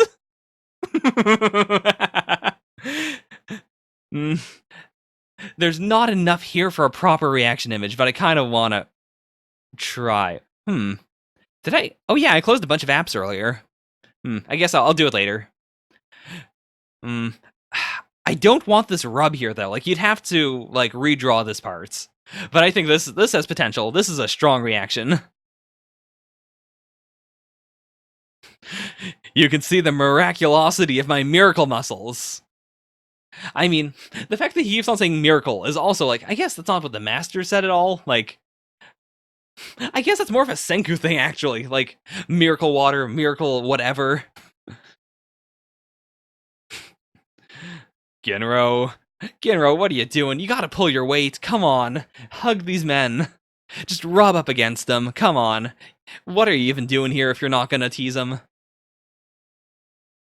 The Pilsner one, I guess I will diverge a little to say I like the first episode so far. It is good. I'm a little worried. I did see a thing that was posted on the server about how they're going to try and, like, censor some of the science. Like, they don't want kids to do some of the things that Senku and, the gang do.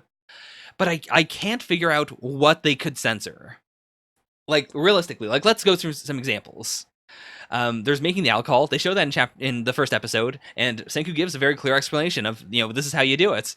You just let the liquid wait. You strain it, you boil it, you repeat. That's how you make brandy. Like, sure. Apart from that, there's like making weapons, which there's tons and tons of series that have made katanas or made like just like spears and stuff. That's pretty simple. Anything involving I brought this up last night with Donuts. If they censor anything connected to Sulfurina, that would be horrifying. Because the entire point of the Sulfurina arc is how terrifying like sulfuric acid is, and like the scent of it is. Like, that will kill you. Like, that's a straight up don't try this at home, never try this at home moments. Like, if they removed anything from that, that would actually detract from the message. And a lot of Dr. Stone actually is like stuff where the like Boichi and Inagaki Sensei are very like conscious of the fact that this is being shown to children. When they show things that are dangerous, they do the kids don't try this at home thing. Even if it is a little goofy, they're still saying like don't do this. Or like they'll show like dumb characters reacting and saying like, hey, what if we did this? And then Senku says, no, you idiot, that would kill us. Like, the series is already really good at towing the line and showing off things that are cool and scary at times, or like potentially dangerous, without it being like being like not socially conscious. Like, they understand kids might try this, and most of the things they show off are safe for kids to do or are things that kids can't do. Yeah. But in terms of the anime overall, it's pretty alright. I think when the characters move, it's a bit rough, but like the backgrounds are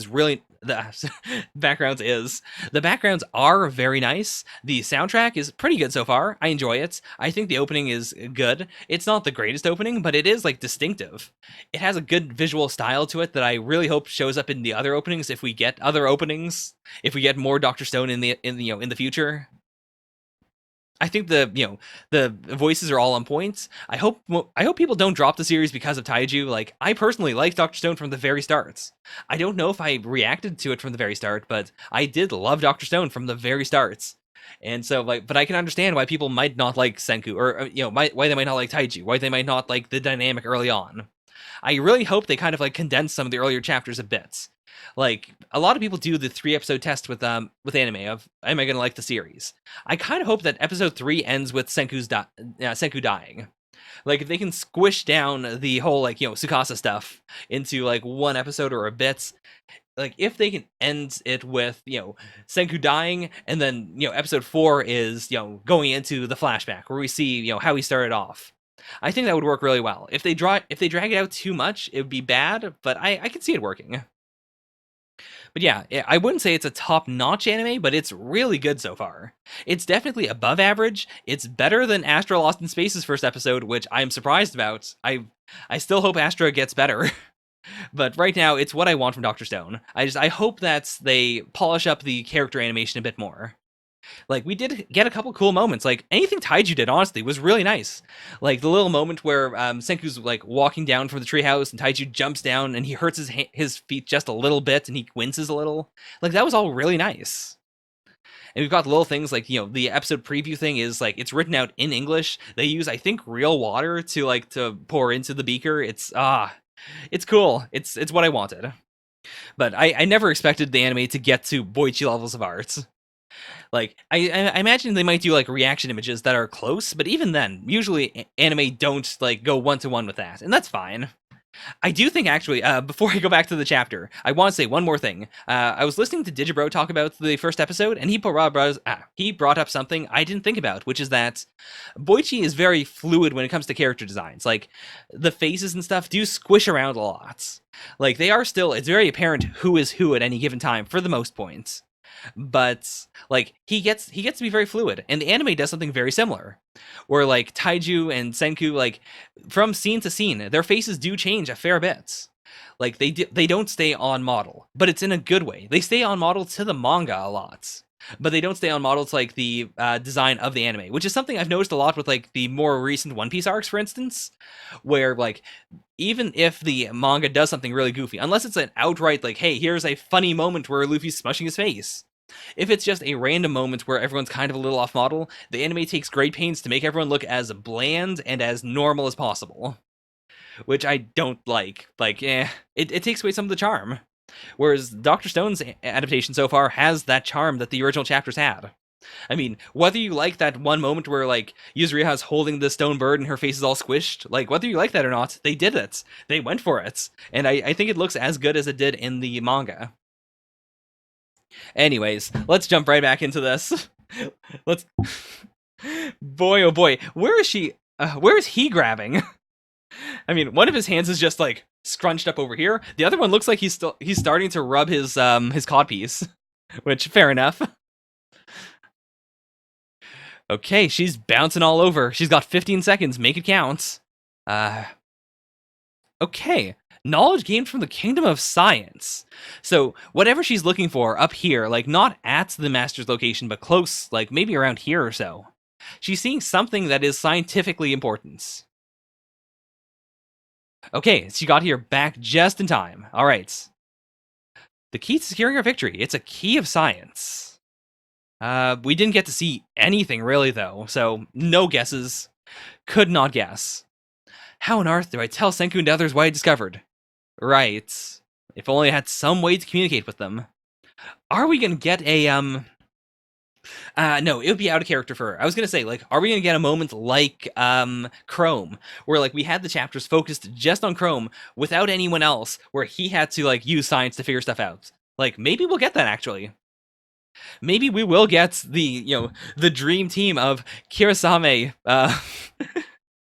of the harem girls, essentially, like figuring out some science. Though I guess it really would just have to be Kohaku, because the other two don't know anything. Genro's a moron, and Kirasame doesn't know anything about science. Like, she might be helpful for like materials and stuff, but could Kohaku jury rig something? I don't know. Maybe not. Probably not. I don't know what she could do. I will say, the One Piece episode, while having spoilers in the opening, the episode itself was nicely animated. I'm very excited for the One Piece anime going forward. I'm still not going to watch it week to week just because of the pace, the necessary pace of the One Piece anime. Like, unless we get a filler arc. If we get filler arcs, I'll watch One Piece again. Because I want to see some original content. That'd be cool. And then also having filler arcs would also allow the actual episodes to not be moving at a snail's pace. Oh, Amaryllis. Sorry. You are correct, homie. I don't... Oh, that would make sense. Because, like, they would have described what the capsule would have been like. Huh? Wait, why? Why? What are they doing? Okay, a mini off-roader. This could be useful on its own as a means of communication. So, okay, I guess it does make sense. Like, before they start the drone, at the very least, they want to see if the motor works. They want to see if they can, like, do something like this, where the motors can, like, push something along. Like, sure, proof of concept. Why not? Huh. But it's interesting because they're not telling her, like, hey, we're going to send an RC car. Like, she herself wants to find a way to communicate with them. So are we going to get, like, 2 parallel arcs, actually, next chapter? Like, are we going to get a chapter of, like, them figuring out how to do the off-roader and then telling her, like, hey, we're going to send it, while at the same time she's figuring out a way to talk to them? That'd be really cool. Oh, sorry, I got a text real quick. I do want to say, though, overall, good chapter. Like, not anything that special, but like, I now understand what the actual full plan is. Going into this, I thought they had like 2 separate plans, but no, it's all one thing. It's just get her to throw the ball, then snatch it out of the air with the drone. Simple enough. Very, very simple. We've got the drone, which is not going to look like this, but I have a good idea of how it's going to work. Like, the motor, very simple. Propeller is honestly the trickiest thing here. Like, I don't know how exactly they'll do that. And then the controller is, like, it sounds a little, it looks a little silly that they're going to make, like, a game controller, but it does make sense. Like, they need to be able to quickly move it in all 3 dimensions. So they need a joystick to move, like, up, down, left, right, or actually, no, left, right, side to side, or, backwards, forward, side to side, and then another one for up and down, most likely. And, like, you can't do that with just, like, buttons. You have to have something closer to a controller to properly, have a drone move around in 3 dimensions. I also do like that we are getting, more characters. I'm a big fan of just getting more characters in general, because the characters in Dr. Stone tend to be very fun. I do think, like, for example, in the Tsukasa Empire arc, I wish we had more. I really wish we had more named characters just in the background, because it felt more like we got, 5 guys and also a bunch of the ICP. And these people, like, we don't really have a name for them right now. Like, Bullheads, maybe? Beatles fans? But like, I do want more just like people on the island, so it feels more like an actual island. And yeah, that does make sense. Like, I was thinking of the RC car as just a proof of concept, but it is simple enough. Like, they have like these are the batteries, and then these are just like a way. Yeah, all they really have to do is just like move these like 30 degrees or so, like just twist it up. Or I guess they would have to like re-drill all of that though. But still, like it's not that difficult. The real tricky thing is actually like this seems like it needs two different batteries combined, but they can only I don't know if they can like support one battery moving around in 3 dimensions. Like it's gonna be a real quickie of like send the drone in, it has to grab the thing, it has to cut the cord, and then they have to just immediately take it down. I believe so. Um, I don't remember what spread you're talking about though, but I think I can envision it. Or that might have been the spread where we first saw the reporter girl. Anyways, I'm not going to dwell on that much longer. Dr. Stone really, like, it was everything I like in a chapter. It was nothing, like, absurdly special, but it was good. I liked it more than the One Piece chapter, but did I like it as much as the Black Clover chapter? Not really. It was very solid, though. I kind of want to put it above Black Clover. And I do have executive approval over everything. I have the power. I can do whatever I want. So I'm putting it above Black Clover. All right, we've got one more thing to read, and it is My Hero Academia, number 234, Sense Destruction. Sense Destruction? What is that? Like, that implies like some sort of like ability that erases, your 5 senses, for instance. But no one else seems to have like an unexplained ability thus far. Aw, this is so cute. Let's not judge people by their quirks. Excerpt from Quirks and Us, a children's book by Shueisha. Granted, I mostly like this because of the animal people, but still, like, it is a cutesy art style. I do like it. I kind of hope we see more, like, stuff like this. Like, not a ton of it, but I would like to see more, like, stuff from the world of My Hero Academia. Like, how do, like, children's books explain quirks? How do they explain puberty? How do they explain, like, being a hero, for instance? And, like, maybe you shouldn't be a hero. Like, those are all things that I assume they do tackle at different points. However, there's a clear link between personality and meta ability. Right. I really do like that is a thing being brought up. That it's not just that their abilities are thematically appropriate, or that, having an ability, like, subtly changes the way you are. Like, no, it is very clear. Like, Bakugo has an explosive personality. Like, they do have, like, clear links. They're all thematically related. Which is also really interesting in a way, because, like, that means that because quirks are passed down, like, in real life, there are definitely people who just are unlike their parents in any way whatsoever. But this implies that in the world of My Hero, that doesn't really happen that much. Like, you would be more like your parents because you would have their quirks. Like, Bakugo is very, very similar to his mom. Even though her, the quirk she got from him, or he got from her, is not, I mean, I guess it is. It is the glycerin part of his nitroglycerin. Huh. That's an interesting idea. Because, like, even a series like like X-Men, for instance, doesn't really do that. Like, sometimes characters do have abilities that complement their personalities, but it's not as clear-cut as My Hero. And it's interesting that My Hero is differentiating itself by saying that, no, that's an actual part of the series. That is a distinct part of this world. So what do you think? Yeah, you missed my earlier questions. I was talking to your clone, and I'm not going to repeat the whole thing. What burdens do you bear? What do you seek to build? All I see is just a hollow man who creates nothing. Which I do really, really like. Like, I have been a big fan of the concept of, the greatest evil is, something that isn't based around, lifting yourself up. Because at the very least, like, an evil that is based around, self-benefit is still you benefiting. Like, there is some good there, even if it's a selfish good. Whereas, like, the ultimate evil is something where it hurts you, it hurts everyone else around you, no one benefits, no one gets anything out of it. And that is Shigaraki's MO to an extent. Was that Hana's hands? Because we've seen Hana multiple times, and she definitely didn't have giant man hands. You definitely could not wrap Hana's hand around your arm like that. These are your mothers, your grandmothers, your grandfathers, and your fathers. None of them look different. Like, I guess the grandmothers might look a little thinner than the grandfathers, sort of. I mean, I guess the father hands are chunkier. Are there distinct differences? I've never noticed that. I mean, to be fair, mostly, like, when they're on Shigaraki's body, they wear gloves, so I guess that might be it. That might be what makes them feel so normal. Right. He's doing the exact opposite of what a normal mentor would do. Like, nope, you're not allowed to move on. You got to keep him with you always. You've got to always be this mad. You should do what I'm telling Daddy that I want to be a bride someday. What? What does that mean? You got in trouble again. You should have kept quiet. You should do what I do. That's Like, the thing that immediately comes to mind, and I don't think this is it, but the thing that immediately comes to mind is that she's being, like, sexually abused by her dad. Like, it's a situation where, like, their parents are hitting them, and then she's like, hey, just be quiet. Just do what I do. I think that's a little too dark, though. But that's all that's coming to mind. Because, like, it doesn't seem like it has anything to do with school or, like, outside influences or, like, outside friends. It feels like whatever's going on is very family-focused, because that's been Shigaraki's focus this entire time. So, how's he getting out of this? Oh, he's touching him. He's touching him. The missing memory is slotting right into place. Feelings go hand in hand with experience. Okay. He's shattering him.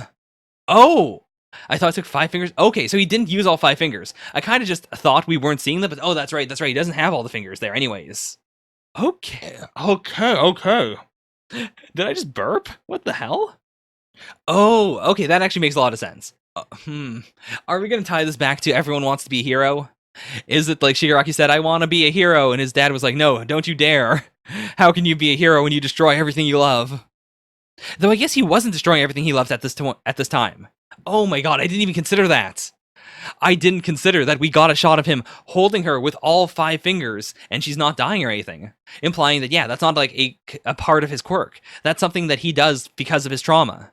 But it seems like he's like turning it off. Like, maybe this means he'll also be able to touch things with all 5 fingers without crumbling them. But also that he can crumble things without using all 5 fingers. Oh, man. Yeah, he's growing. He's changing. You've rubbed your eyes all ragged. Okay, so that is also like a thing he had ever since he was a kid. That is just like, it's because he's been crying, though. It's not because he's, super tired. The right catalyst can spur meta abilities to evolve on the spot. It happens. Like when Geten was suddenly able to manipulate the temperature of ice because I suffered a burn. Really? Like, I was thinking of Geten as more of a newcomer almost, like sort of a guy coming in with the wrong idea, but it doesn't seem like that's the case. Like, if he cared that much about Redestro, that in the moment, because Redestro like burned his finger for something, he immediately trained, he got a new like ability of his quirk immediately. Oh my god, this Shigaraki face is amazing. There's so much emotion built, like, pent up in it. It's almost like a, like, honestly, I think it might be more emotional than the average, like, blurry Chainsaw Man face. Like, there's so much to it. Hot damn. Like, it really is difficult to get this level of blur, this level of distortion, while still making it look coherent and clean. It's like a Marilyn Manson, like, in-between frame. Like, not just a face that he does on camera, but, like, a face in a Marilyn Manson music video, like, if you pause it halfway through a movement. Yeah, it will. And, like, we've kind of seen it before. Like, the way he's saying is, the right catalyst can spur meta abilities to evolve on spot, but, like, they have evolved before. Like, we've seen that before. We've seen people get new abilities, or quote-unquote new abilities. Like, you could rationalize some of them as, like, just using their ability in different ways, but some of them do feel completely different. Like, Invisible Girl's, Hagakure's ability to, like, manipulate lights. Like, that doesn't feel like, it feels like her invisibility is a passive thing that she can't turn on or off, but then manipulating light is very much something she can turn on or off. Or, like, all the various powers that Tsuyu has, like, we've seen this before. This is just, like, dipping deeper into it. Like, it doesn't just have to be long-scale training. And to be fair, all of League of Villains have also been training all this time. So it's like, they've been training, they've been building up, their quirks more and more. And now, this is, these are the moments where they've finally been cracking. Where they're finally being hit with a large amount of stress. A big catalyst that's forcing them to change and evolve. Can only be achieved through brutal life or death training over an extended period of time. Okay, so they are bringing that up. Like, it's not just the idea of the sudden magical change. It is also, like, it's being done because of the fight with Gigantomachia. What in the heck? So he went from, like, his partial thing to, like, fully, like, filling up his face with stress. Okay. Huh. 80% liberation. Oh my god, I just realized. It took me until this moment to realize, like, liberation is a pun. Like, it is, the Meta Liberation Army. It is liberating all the metas. But also, with Redestro specifically, it is, like, liberation. He is liberating himself of his stress. Like, he keeps it all packed down inside, and then he finally is allowed to let it go. And he also has, like, percentages, kind of like Deku. It's like, this is 80%. He's still leaving 20% behind. What in the heck is this? Oh my god. Oh my god. This design is not that cool. I don't like this one that much. But this one, like where it's all blotchy and dark and shadowy, oh my gosh, that is so cool. Is this just an effect? Like, is this just an art thing? Or is he actually, like, manifesting his stress as a fluid and then, like, throwing it? That looks like what it is. Oh my god, this is so bleachy. Like, in the way that the pure black is being used as, like, a weapon almost. Oh my gosh. It's so inky. Oh, it's so cool. This paneling. Yeah, Horikoshi is incredible. I don't like his art a lot of the time, but I like his paneling. I like his direction a lot. His direction is fantastic. Like, when I say I don't like his art, what I mean, I guess, is just some of his character designs and stuff. Like, or like when he squishes the designs and makes them, like, do interesting things. A lot of the time that doesn't really work for me. Like this panel, for instance. I don't like this design that much. I don't really like the way he drew the musculature. But I do think overall, like, these 2 pages are fantastic. They look really good. They give off, the intended ability of, the stress being released, it being turned into power, this, like, dark, inky, oppressive power that Shigaraki can't fight against. Like, Horikoshi is a fantastic artist, and I do have gripes with him, but overall, he is incredible. Yeah, it's very Getsuga Tensho. Oh!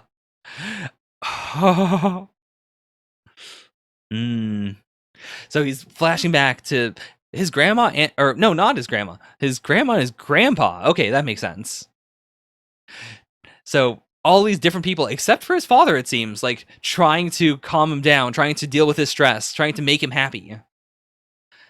That's not it. I've remembered everything. Back then, what I needed them to tell me was... Are we not going to get this chapter? But, like, let's think about it. What could he have wanted? It seems like the way we're setting it up is, like, he needed the stress. Like, he wanted to suffer almost. Like, the fact that they were trying to make him feel better was not what he needed. He appreciated it. It made him feel better at the time. But it's not what he required, it seems. Oh, man, this is so cool. Like, I love how fluid it is. I really hope the anime does it justice. With, like, it constantly changing every single frame. Oh. They had a real monster lying in wait. Yep, they didn't play all their cards. Gigantamakia's here, and he is a big boy. He got real big. It also means he did show up, presumably without being teleported. He got here. He did the 90-hour run in no time at all. He just came right here. And this, oh boy, this is so cool. Like, the full, like, not the full length, the, like, 3/4 shot of Shigaraki, and then the zoom in on his face. I mean, can it not be the best thing right now? It's gotta be. It excites me more than the Promised Neverland, because, like, the Promised Neverland chapter was very, like, surprising, but this was, like, I can't believe how consistently good this arc of Promised Neverland is. My Villain Academia is fantastic. Oh, it's a direct parallel to Deku Chapter 1. I can see that. I could definitely, yeah, that makes sense. That makes sense. Well, that is it. I mean, Gigantamakia is finally here. Because it took so long for him to get here, I didn't really think about the idea of him, really turning the tides, but it seems like that's what's going to happen. I don't think Redestro is going to make it... I think he'll make it out of this, but I don't think he'll be left unscarred. I think Shigaraki might, like, destroy half of his face or something. Like, I think they'll be in a situation where I want the Meta Liberation Army to still be there. I still want them to be laying in wait. I do want them to, like, spin this around. Like, the propaganda boy is not dead yet. So I think they could find a way to, like, to scrub every, like, bit of, Meta Liberation, like, pretense from the city, and to say, like, all right, this is just a horrible thing that the League of... but that would be bad, though. That would be really bad. No matter how they spin it, it's bad. Because either they give League of Villains more notoriety, or they cover it all up, and then like their like compatriots around Japan are like, oh wow, so many of our friends died, and yet they're just being covered up, like nothing happens. The MLA isn't doing anything to avenge them. This is horrible. Like they're in a lose-lose situation. I don't want the MLA to be gone, but I could see it happening. I legitimately could see it happening in this arc. Or like I could see them being exposed. I could see Death Neurots being like driven into the mud. Oh boy. And like that would be exciting in its own way to see these boys, our underdogs, finally taking out a like they took out the Hasakai, arguably, but they had help from the heroes. Whereas this would be a pure, like, we destroyed a remnant of the past. This big, powerful 100,000 person army. Like, oh my god. Well, that is my hero. I could see that. I could see the Krollo vibes. Also, like the sketchy art of it too, like it is everything I like from the sketchier Hunter x Hunter chapters without all the bad things. Like it is just a straight upgrade. Like even when Togashi puts out the volumes and they're much better, even those don't generally look as good as this. Like it's a perfect combination of sketchy style and very not sketchy. Boy, I mean, I do think like this is only Redestro at 80%. I do want to see him go like plus ultra. I want to see his 110% form, like the form where his body is completely covered in inky blackness and he is like absurdly powerful. Like I want to see him go full Hulk. Like people have been comparing him to the Hulk, but that the Hulk isn't really this controlled. I mean, I guess the modern like Cho Hulk, but not like classic Banner Hulk. Yeah. I genuinely feel like he's going to die here, but I don't want him to. I really don't want him to. He feels like he could be the final, not the final boss of the series, but he feels like he could go up against the heroes later on and be just as big a threat. Oh man, I do adore him though. I really adore him. I wish Horikoshi could find a way to make the heroes as good as the villains. Because, I mean, but that's a problem with Western comics as well. Like, the villains are always incredible because you get to show them at their best all the time. And then if you don't want to show them, you just don't get to show them. You can just put them away for now and focus on the heroes. Whereas the heroes have to have a ton of focus. They need to be able to carry the series. Whereas, yeah, like, it's that inherent imbalance. I don't know quite how you manage to deal with that. I've seen series that manage to make it work pretty well, but those also tend to be, limited series or like Vertigo series where there is an intended end date or where they don't have to like keep it ongoing forever, like, like a Weekly Shonen Jump series. God, what? My hero. Okay, so, oh crap. I forgot to pull up the author comments, so let's do that real quick. I keep forgetting. The comment section is not the author comments. Why don't I remember that? But yeah, and Endeavor is exciting because he has so much going on. Like, because he's an anti-hero to some extent. He'd probably be very mad if you, called him an anti-hero. Ooh, the popularity poll for Black Clover. I'm not going to go over it on camera. If I had known about it, if I'd known about it while I was reading the Black Clover chapter, like, they did talk about the top 10, but I didn't realize they would have, like, the extended one here. Maybe I'll tackle that next time, because if you guys don't know, keep in mind, we're getting Shonen Jump on Friday this week. I'm not going to do the reaction on Friday, but I'll probably do it on the weekends. Like, it's one of those, 4 days of the year where Weekly Shonen Jump comes out on the Friday instead of on the Monday. Get excited. That also means, like, I don't know, are we getting One Punch Man this Wednesday? Because if so, I'll also do One Punch Man on the, the next reaction. Author comments.